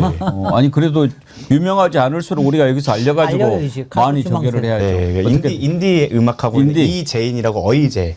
이재인. 많이 들어본 것 같은데 글쎄? 제인? 대통령 성함 전 대통령 성함이랑 비슷해갖고 오해를 많이 하시는데 그냥 가서 이재인. 이재인? 이재인. 다음에 봅시다. 네. 들읍시다. 이다음 원래는 오늘 정구승 변호사님 나오면 그거를 보여주려고 그랬어요. 이경규 씨를 변호하더라고요. 네. 보니까 그래가지고 설명을 해서 그 이경규 변호하는 모습 한번 이렇게 볼까 했는데 이 다음에 나오시면 가수 이재인 씨 영상 한번 좀 준비해서 보여줍시다. 들어보니까. 어. 근데 저는 여기서 딱 한마디 김혜경 여사를 좀 예찬을 좀 하고 싶은데 아니 이게 참 어렵거든요. 그러니까 뭐 우리도 많이 이렇게 익숙하지만 공적인 자리에 가면은 특히 이제 저렇게 좀 문화적이고 이런 자리 가면 어디까지 얘기를 해야 되냐. 예. 이게 굉장히 어렵거든. 너무 공적이 돼야 되느냐. 이거 친밀도도 있어야 되는데 근데 제가 김혜경 여사가 좋은 게 뭐냐면은 정말 넘치지도 모자라지도 맞아요. 않아요. 그러니까 너무 자연스러운 게 아니 그거 참 어렵거든요. 진짜 정확하게 말씀하셨어요. 그러니까 김진애 의원님 앵커를 하셔야 되는데 나 이쪽으로 오셔야 딱 그 말을 하려고 그랬어요. 네네. 어제도 지원을 좀 해달라라고 얘기하는데 지금 딱 그 말씀하신 수위 네. 넘치지도 부족하지도 않게 대통령의 배우자로서 할 수 있는 표현 네. 이걸 하는 걸 보고 참 저건 잘 돼 있다 내면의 정리가. 그러니까 김건희가 마포대에 가서 이렇게 하는 거 사진 올렸잖아요. 김건희가 그렇게 하면 안 되죠. 그럼요. 만약에 본인이 뭔가 그런 곳에 관심이 있다면 윤석열이 가는데 옆에 서가지고 그래도 이건 조금 이렇게 하면 어떨까요? 이런 정도는 본인이 얘기하면 됐지. 윤석열이는 처박아 놓고 지가 나와가지고 이렇게 하고 이건 말이 안 되는 거거든요. 뭐 이런 것 쓸데없이 얘기해가지고 여러분 죄송한데 아무튼 김혜경 여사가 지금 김진애 의원님 말씀하신 대로 대통령한테 문화 쪽에 좀 지원을 했으면 좋겠다라고 하는데 얼마나 지혜롭게 하든지 한번 들어보시죠. 제가 마무리를 하라고요? 너무 떨리는데요. 저희 고등학교 예고 다닐 때 선배님도 같이 다닐 때 그 학교 문 앞에 그런 팻말이 있었어요. 이문은 세계로 통한다. 다 예술적인 끼가 정말 충분한 우리나라 국민들이잖아요. 그래서 조금만 지원을 대통령님께서 충분히 많이 해주시면 더 훌륭한 문화의 꽃을 피울 수 있을 것 같습니다. 많이 많이 지원해 주십시오. 네. 쥐락펴락. 근데요, 왜냐하면 저는 정말 말솜씨 중에 중요한 게 뭐냐면 상대편을 긴장을 안 하게 해야 돼요. 맞습니다. 그러니까 귀에 꽂히면서도 그러니까 우리가 예전에 김건희가 나오면 일단 우리가 다 긴장하잖아. 정말 어디서 뭐 더듬는 거 아니야? 윤석열이 나오면 또 어디서 뭐가 폭탄이 터지는 거 아니야? 막 긴장하게 만드는데 이재명 대통령이나 김여경 여사나 정말 우리를 긴장하게 안 만드는 게 난 너무 편한 게 요새 정말 잠이 잘 옵니다. 예. 오징어 게임님 저 혼내셨네요. 에이 앵커님 김건희랑 김혜경 여사님이랑 비교하시면 안 되죠. 이번에 이제 죄송합니다. G7 동행을 이제 같이 했는데 교포들이 너무 좋아하는 장면이 네, 네. 많이 짤이 돼서 제가 와 김건희 때랑 너무 다르다. 그러니까 뭐 교포들이 너무 좋아하고 막 자랑스러워하잖아요. 근데 말씀해주셨듯이 윤석열 김건희 나가면 또 뭐 터지는 거 아니냐, 또 해외로 나서 나라 망신시키는 거 아니냐 했는데 정말 완전히 바뀐 모습. 그리고 국민들이 오히려 자주 보고 싶다. 이건 굉장히 긍정적인 현상입니다. 예. 최성화님. 우리 앵커님 멋지십니다. 저는 예쁘다는 소리를 들어본 적이 없어요. 근데 항상 멋지다는 소리는 엄청나게 듣습니다. 그래야 되는 거예요. 최성환님 감사합니다. 예. 자, 오늘도 많은 분들이 함께 이렇게 해주시고 격려해 주시고 감사합니다. 오늘 1부는 여기까지 해야 될 것 같은데요. 2부에서 오늘 주블리 안보 특강 있는 날이죠. 민주당의 김병주 최고위원님 만나보도록 하겠습니다. 자, 멋진 사람끼리 파이팅! 화이팅! 고맙습니다. 김진애 의원님, 전혜원 원장님, 정구승 변호사님 다음 주에 뵙겠습니다. 고맙습니다. 예, 고맙습니다.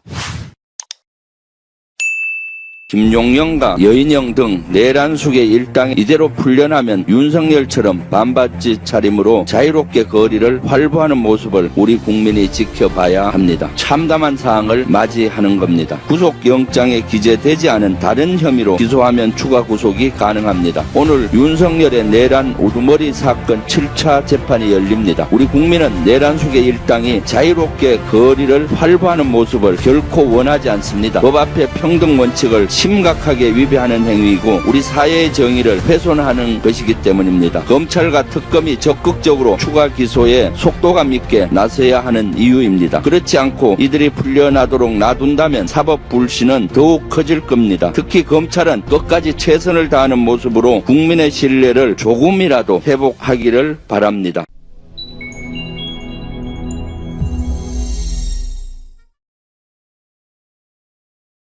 예, 민주당의 김병주 최고위원님 오셨습니다. 어서 오십시오. 네, 안녕하세요. 오늘 그 말씀부터 먼저 좀 여쭤보려고 그랬는데 그 북한에 무인기를 보냈다는 거 아닙니까? 이게 지금 드러난 거죠? 네, 그렇죠. 지난번에 무인기 때문에 북한이 난리가 났었는데 그게 이제 우리가 보냈냐 아니냐 알고 있냐 막 이런 걸 때 김용현이 그때 국회에서 뭐 아니다라고 했다가 나중에 확인해 줄 수 없다 그러지 않았나요? 네. 그때는 왜 그렇게 답을 했을까요?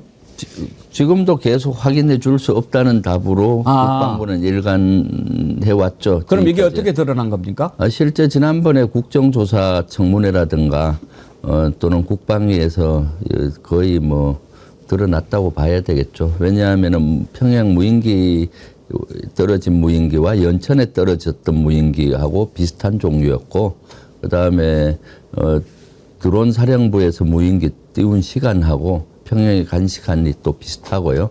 여러 가지 그런 정황 증거들을 가지고 국정조사 청문회에서 또 따졌을 때 드론 사령관은 확인해 줄 수 없다로 일관했거든요. 사실 아니면 아니다라고 정확히 얘기해요. 그렇죠.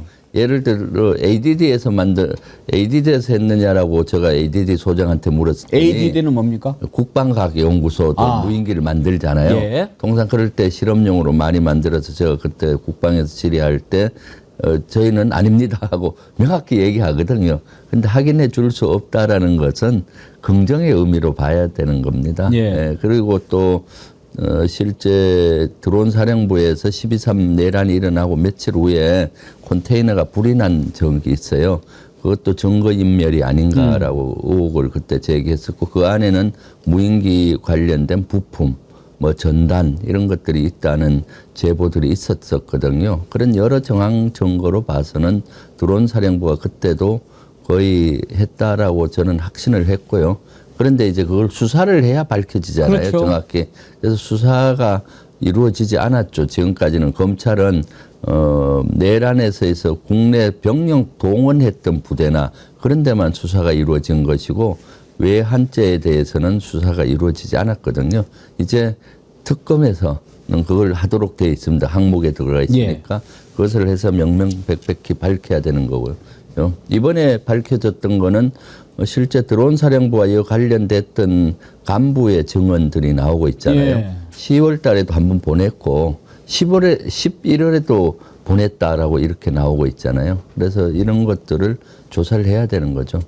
근데 이제 북한에 무인기를 보냈다. 이것은 분명히 이제 북한을 자극해서 도발을 유도하고 그것을 빌미 삼아서 비상계엄을 선포하고 이랬을 거라고 우리가 지금 생각하는데 우리가 북한에 무인기를 보낸 거하고 북한에서 보낸 무인기가 용산 상공까지 들어와서 휘짓고 돌아간 적이 있었지 않습니까? 네. 어떤 게 먼저입니까? 2년 전에 북한기 먼저였죠. 먼저 들어왔죠. 그러면 이자들이 분명히 그렇게 변명할 거 아닙니까? 거기에 대한 대응 차원이었다. 그거는 대응은 2년 후에 하는 건 아니고요. 대응은 즉각하게 돼 있습니다. 예를 들어서 그 당시 북한 무인기 한 대가 서울 상공을 헤집고 갔고 4대가 강화도 일대를 헤집고 갔었잖아요. 그때 이제 우리 군에서는 대응 차원에서 우리도 무인기 몇 대를 금강산 일대로 보냈다가 복귀시킨 적이 있어요. 그거는 하루나 이틀 이내 즉각적으로 대응하는 것이 대응이고 2년 전에 그랬으니까 우리가 한다. 그것은 말이 안 되는 거죠. 인과관계가 성립이 안 되겠군요. 네, 그러면 그런 변명은 말이 안 되는 변명이 되겠군요. 네, 대응은 즉각하도록 돼 있고요. 예. 그 시간이 지나버리면은 그것은 대응이라고 볼 수가 없죠. 네. 여러 가지로 북한의 도발을 유도한 정황이 지금 무인기를 보낸 것도 있고 또 대북 확성기도 있을 수 있고 또 혹시 뭐 좀 꼽을 만한 게 뭐가 있습니까? 많이 있죠. 작년에 사실 6월경부터 윤석열 정부 정권에서는 9.19 군사합의 효력 정지를 시켰잖아요. 예. 그러면서 이제 긴장을 올렸고요. 그 첫 번째가 대북 확성기 방송을 틀은 거고, 그래서 북한은 통상 대북 확성기 방송을 하면은 거기에 직접 조준 사격을 합니다. 그런데 북한은 그렇게 직접적인 대응보다는 북한도 확성기를 설치하고 대남 쪽으로 이제 확성기 방송에 소음을 보냈잖아요. 그러니까 실질적인 도발로 보고 직접적으로 그거를 응징하기 어려운 상황이 된 거고, 그 다음에 이제 원점 타격 이런 것도 고려했죠. 그때 오물풍선 많이 내려왔지 않습니까? 그 오물풍선에 대한 원점 타격 이런 것도 시도를 했던 걸로 보여지고요. 그런 것도 조사를 해야 되는 거고, 그 다음에 우리 헬기를 북한 아주 군사 분계선 가까이에 높이 띄워서 공격을 유도한 것이 아니냐, 뭐 이런 것들도 있고요. 연평도하고 백령도에서 집중적인 포사격 훈련을, 물론 북한 쪽이 아니지만은 서해 쪽으로 집중적인 포사격 훈련을 했던 거죠. 예전에 2011년인가요? 그때 이제 연평도 포격 도발 때도 우리가 연평도에서 집중적인 포격 사격 훈련을 함으로써 북한이 대응 차원에서 연평도 포격 도발을 일으켰던 거죠. 그와 유사한 것들을 계속해 왔던 걸로 보여지고, 이런 것들은 실제 훈련이었는지 아니면 북한의 도발을 유도하기 위한 것이었는지를 정확히 수사해야 된다고 봅니다. 김명주 최고위원님은 이제 지역구가 경기도 남양주시이지만 또 접경 지역 주민들 이런 분들에 대한 또 관심도 많으시고 당연하죠. 그러시잖아요.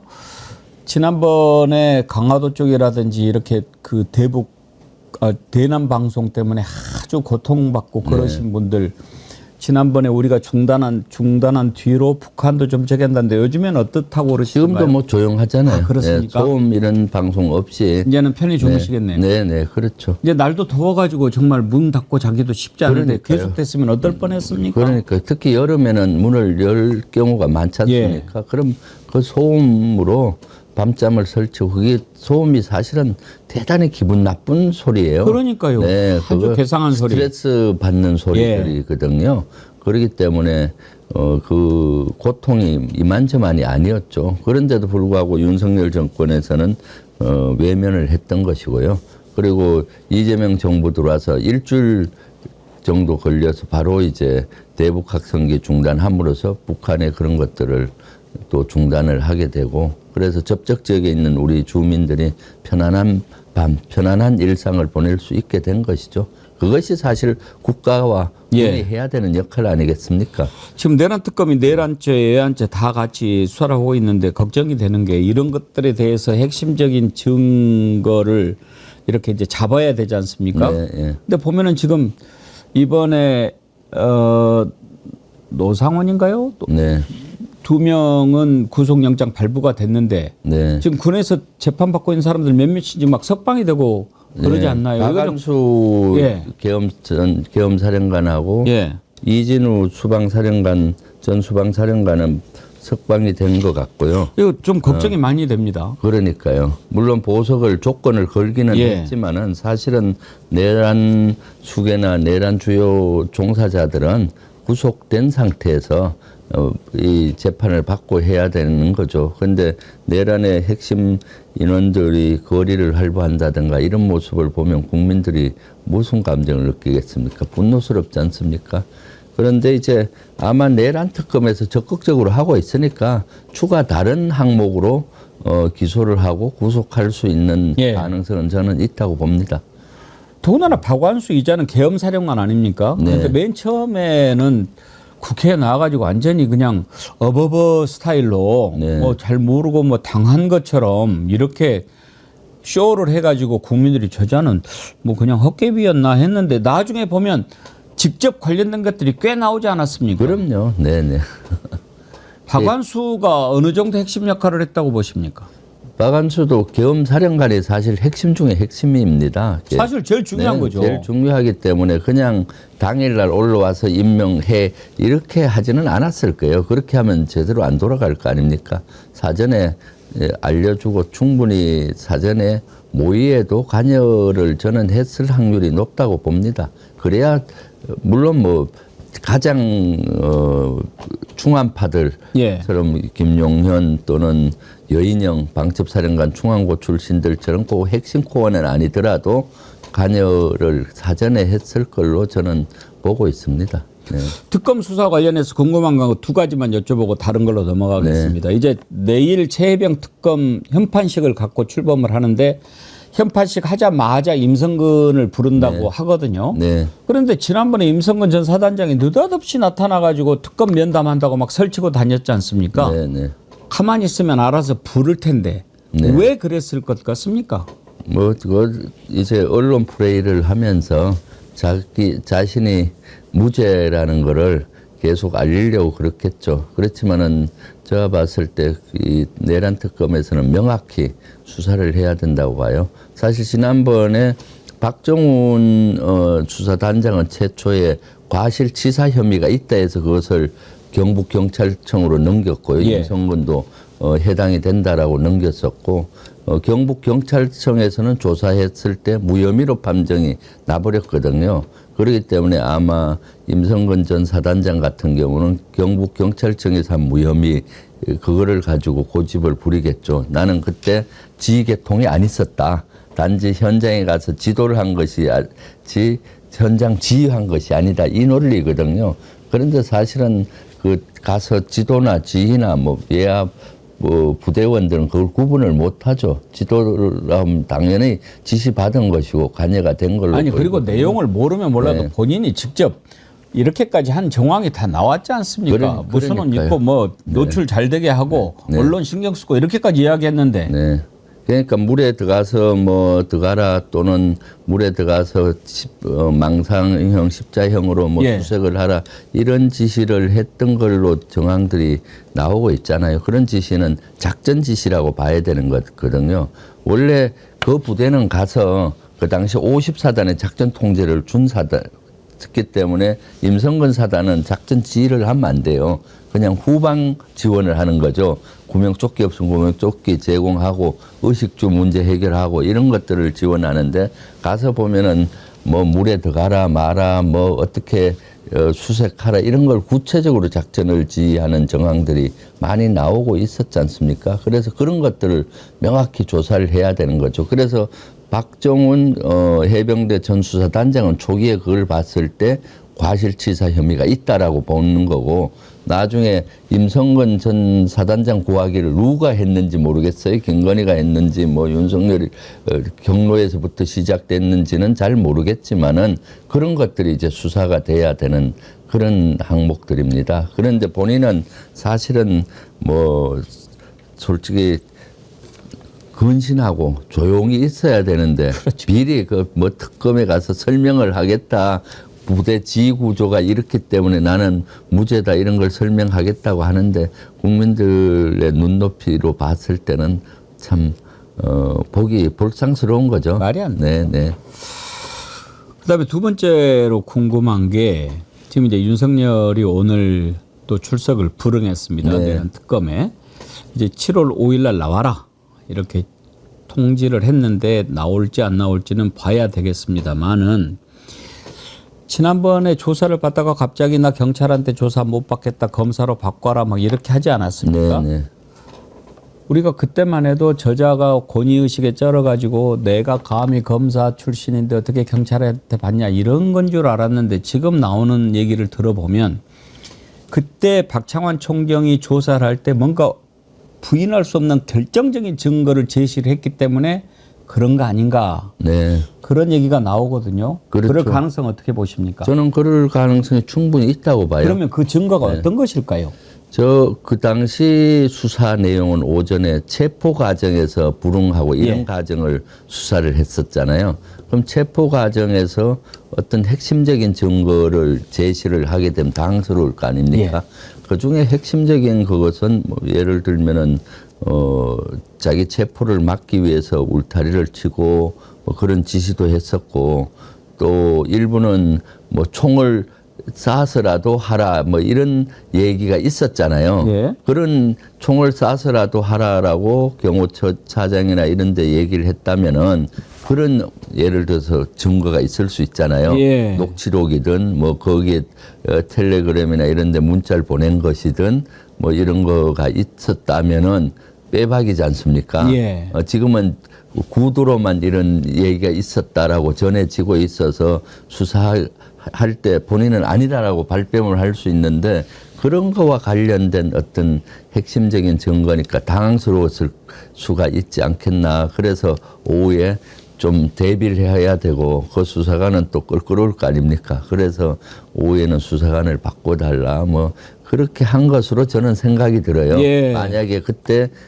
언론에서 나오는 것처럼 어떤 핵심 증거가 나와서 당황을 했고 그런 것으로 보인다면은 그 수사 과정에서 그런 것들이 핵심 증거가 아니겠냐 싶습니다. 그렇죠. 네. 그러니까 뭐 당신 체포 방해했지 안 했는데요. 난 모르는데요. 네. 그렇게 거짓말을 분명히 했을 거고. 네. 그러면 당신이 울타리 차라 총기라도 사용해서 막아라. 이건 어떻게 된 겁니까? 이렇게 했을 수 있는 거죠. 그렇죠. 이거 딱 증거 예. 문자 이건 어떤 겁니까? 그럼 아니 망했네. 녹취록 예. 그렇게 할 거 아닙니까? 예. 그 특히 법을 잘하는 윤석열 내란수기 같은 경우는 금방 알 거 아니에요. 그러니까 당황스러우니까 오후에 그걸로 하긴 뭐하니까 수사관 바꿔달라 뭐 이렇게 생떼를 쓰고 그 시간을 벌어서 거기에 대한 거 확인하면서 대응하지 않았나 싶습니다. 네. 근데 참 윤석열 하는 걸 보면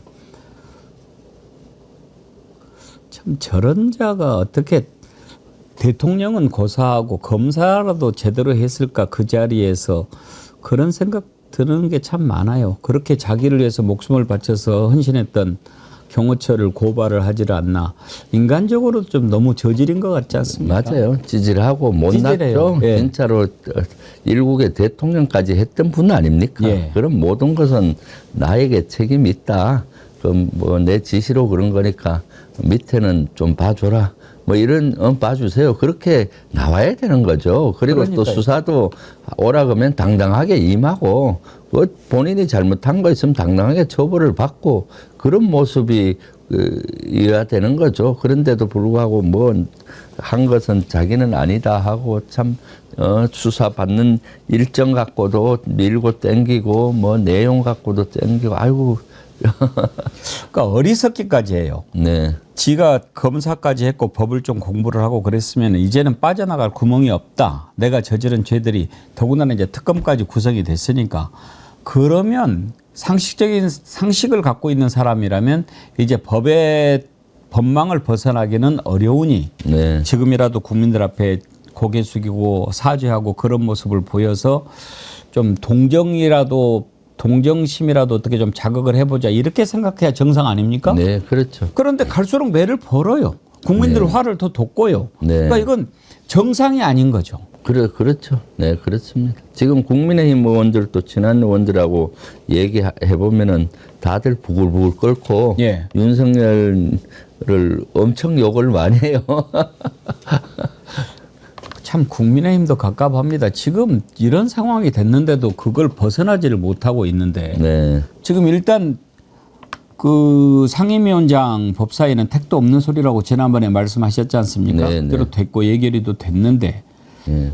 일단 김민석 총리 후보자 통과 인준은 언제 지금 계획을 세우고 계십니까? 벌써 3일이나 4일 정도가 되지 않을까 싶어요. 예. 6월달 임시국회가 7월 4일날 끝이 나니까 어떻게든 7월 4일까지는 해야 되거든요. 그럼 이제 아직 여야 합의가 안 돼서 본회의가 언제 열릴지 모르지만은 아마 3일, 4일 양일간에 계속 열리지 않을까 싶습니다. 왜냐하면 지금 처리해야 되는 게 핵심이 3가지입니다. 예. 김민석 후보자의 인준, 예. 추경을 예. 통과해야 되고 상법 처리를 예. 해야 되는 거거든요. 물론 뭐 나머지 법안들도 많이 있는데 이 3가지는 어떻게든 7월 4일까지는 해야 되기 때문에 지금 물밑에서 원내 지도부와 여야 지금 협상을 하고 있는데 지금 국민의힘에서 잘 응하지 않고 있죠. 네.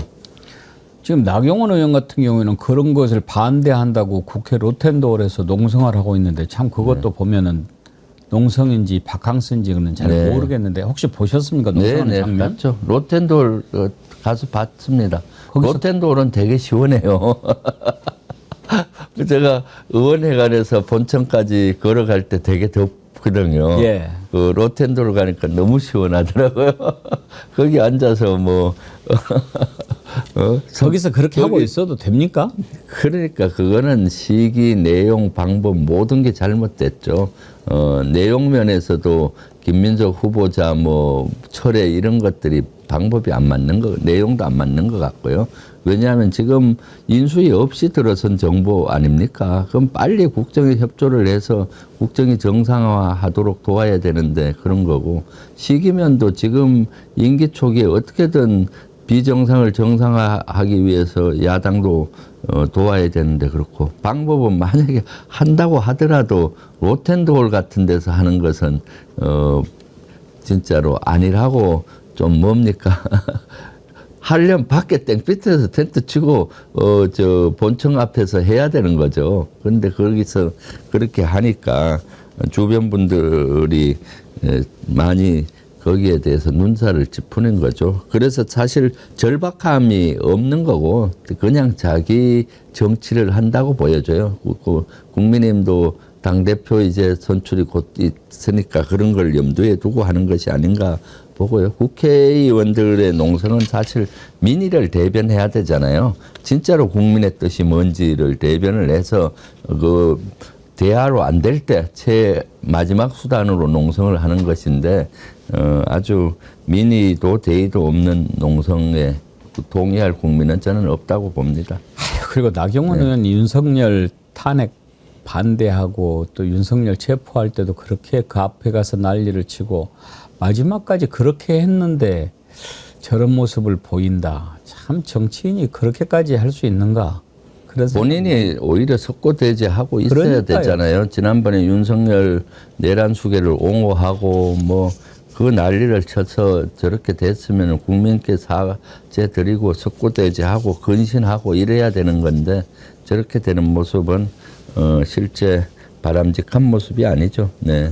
아, 참, 근데 지금 윤석열 5일 출석하라고 특검이 통보를 했지 않습니까? 네. 물론 이제 3일날 재판이 있어서 그렇다고는 하는데 국민들은 너무 멀리 준 거 아니냐 이런 생각들을 하거든요. 네. 왜 5일까지 봐줬다고 보십니까? 뭐 일단 윤석열이가 3일까지 해달라 또는 5일까지 해달라 요구를 한 것 같고 예. 특검은 저는 지금 발빠르게 지금 나름은 하고 있다고 봐요. 근데 5일날 만약까지 원하는 걸 줬는데 제대로 안 왔다 하면은 저는 체포영장이나 구속 이런 것까지 특검은 검토를 하고 있지 않을까, 그런 명분을 쌓으면서 하려고 한 것이 아닌가 싶습니다. 네네.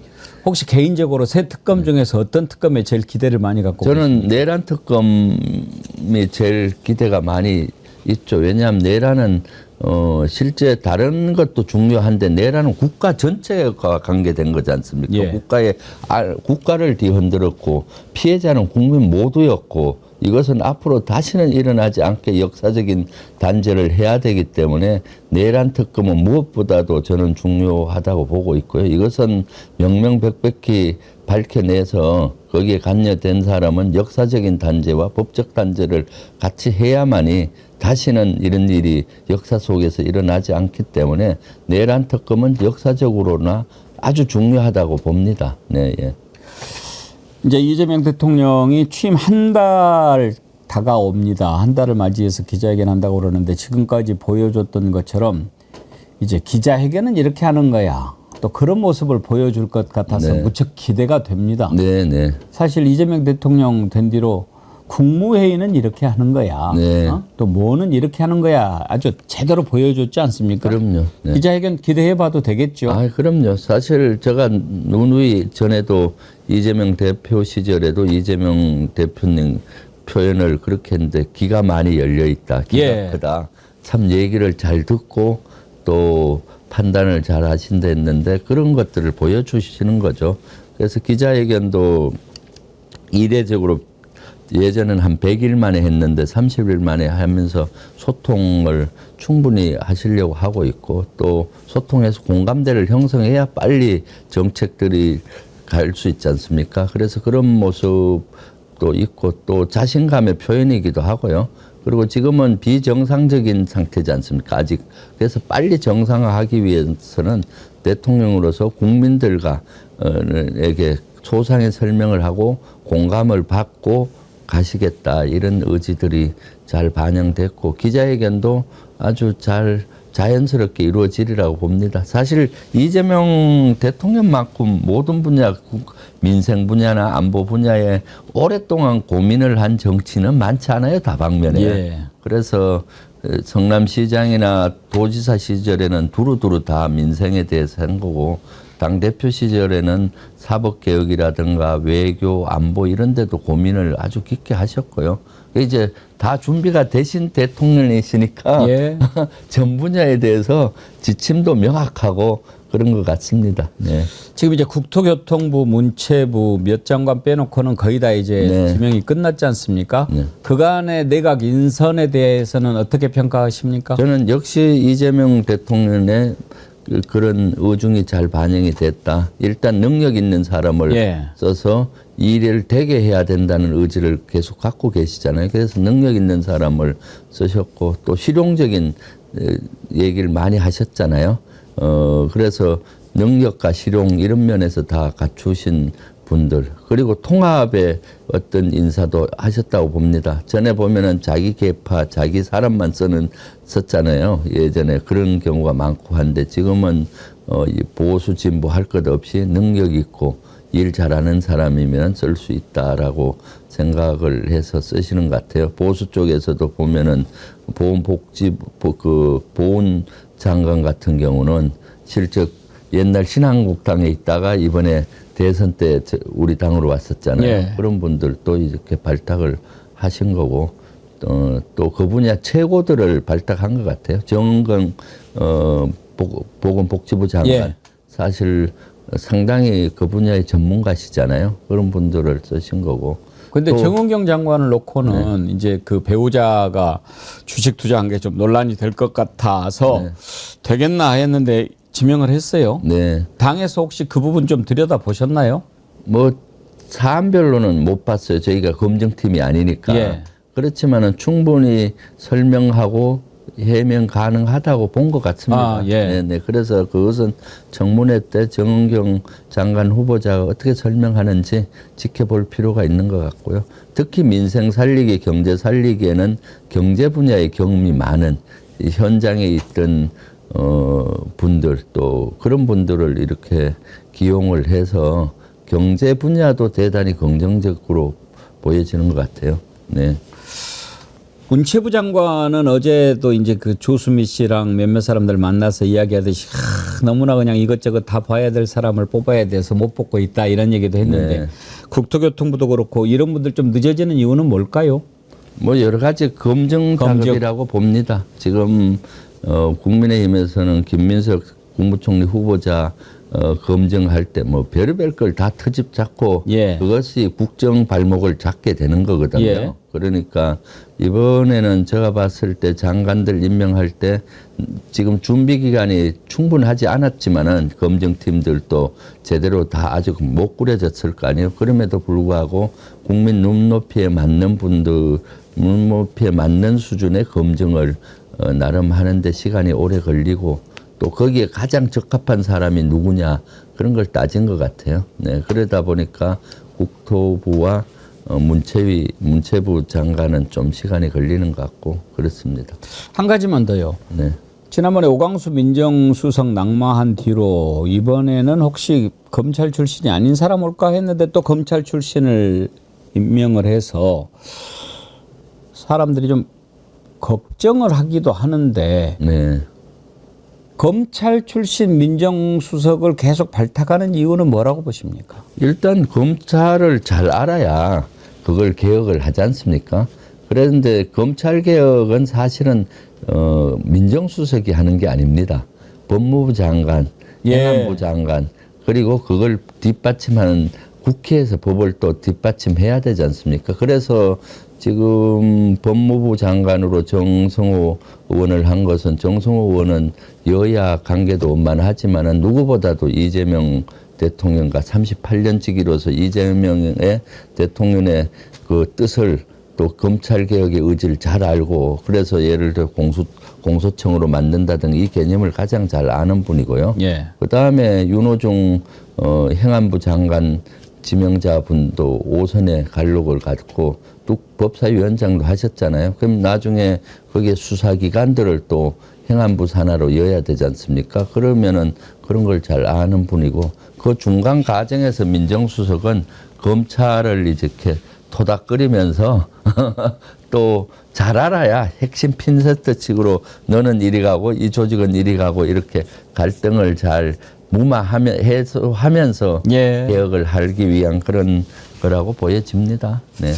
알겠습니다. 스마일킴님, 김병주 의원님 베스트 국민 지킴이 늘 존경합니다라고 하셨는데. 감사합니다. 아, 국민 지킴이 네. 멋있는데요. 아, 그러네요. 앞으로 국민 지킴이로 해야 되겠네. 국민 지킴이 주블리. 네. 민생과 관련된 거 좀만 여쭤보고 네, 마치도록 하겠습니다. 네. 지금 전세 사기 특별법, 네. 현행 특별법으로는 지금 피해를 인정받기가 좀 어려운데 이거를 연내 개정하는 것을 검토하고 있다면서요? 네, 네. 어떤 식으로 할까요?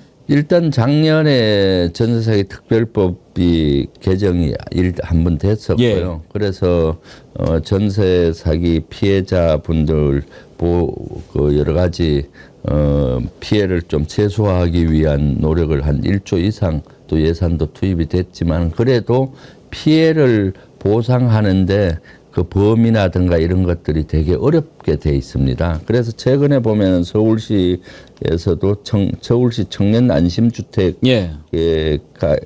에서도 전세 사기 사건이 있었거든요. 100여 가구가 예. 238억 원 예. 했는데 보증금을 못 돌려받았잖아요. 네, 못 돌려받고 하니까 이 피해자가 다 청년들입니다. 그러니까 이런 분들이 쉽게 그 전세 사기 피해를 당하지 않고 당했더라도 보상을 받을 수 있게 하기 위해서 전세 사기 피해자 인정 요건을 좀 완화하는 방안으로 개정을 하려고 합니다. 지원 예. 범위를 확대하고 지원 기간도 연장하고 요건을 완화하고 이런 거죠. 네. 지금 이제 민주당은 그야말로 이제 민생 아닙니까? 네. 민생 방해 세력과는 전면전을 벌이겠다. 민생과의 그렇죠. 전쟁 이렇게 해야겠는데 전쟁 용어 이런 거 쓰려고 그러면은 우리 김병주 최고위원님한테 물어보고 해야 되는 거 아닙니까? 네, 최고위에서도 한번 논의를 했습니다. 예. 네, 그래서 지금 민생을 가장 핵심으로 하는데 지금 국민의힘에서 민생 발목 잡기를 많이 하고 있지 않습니까? 이렇게 가려고 하는데 다른 이슈를 가지고 민생 발목을 잡는데 지금 빨리 발빠르게 민생 문제를 해결하고 경제를 빨리 복원해서 정상화시켜야 되는데 그걸 방해하는 세력과는 전쟁의 개념으로 싸워야 되지 않겠습니까? 여당 하니까 이제 방어만 하는데 민생과 관련된 거는 예. 싸워서 민생은 해야 된다라는 그런 개념입니다. 그쪽이 민생에 관심이 있기는 합니까? 네, 그러니까요. 예. 그 전에 그냥 자기들 죄 지어놓고 불안하고 분리할 때는 민생 얘기하면서 그 뒤에 숨고 네. 이제 정말 민생 얘기해야 될 때는 또 뭐 저렇게 발목을 잡고 네. 국민의힘은 참 대책이 없어 보입니다. 네, 그렇습니다. 예. 네. 오늘도 아주 네. 여러 분야에서 또 자세한 말씀 감사합니다. 네, 감사합니다. 예, 고맙습니다. 네. 주블리 안보특강 민주당의 김병주 최고위원님과 함께 했습니다.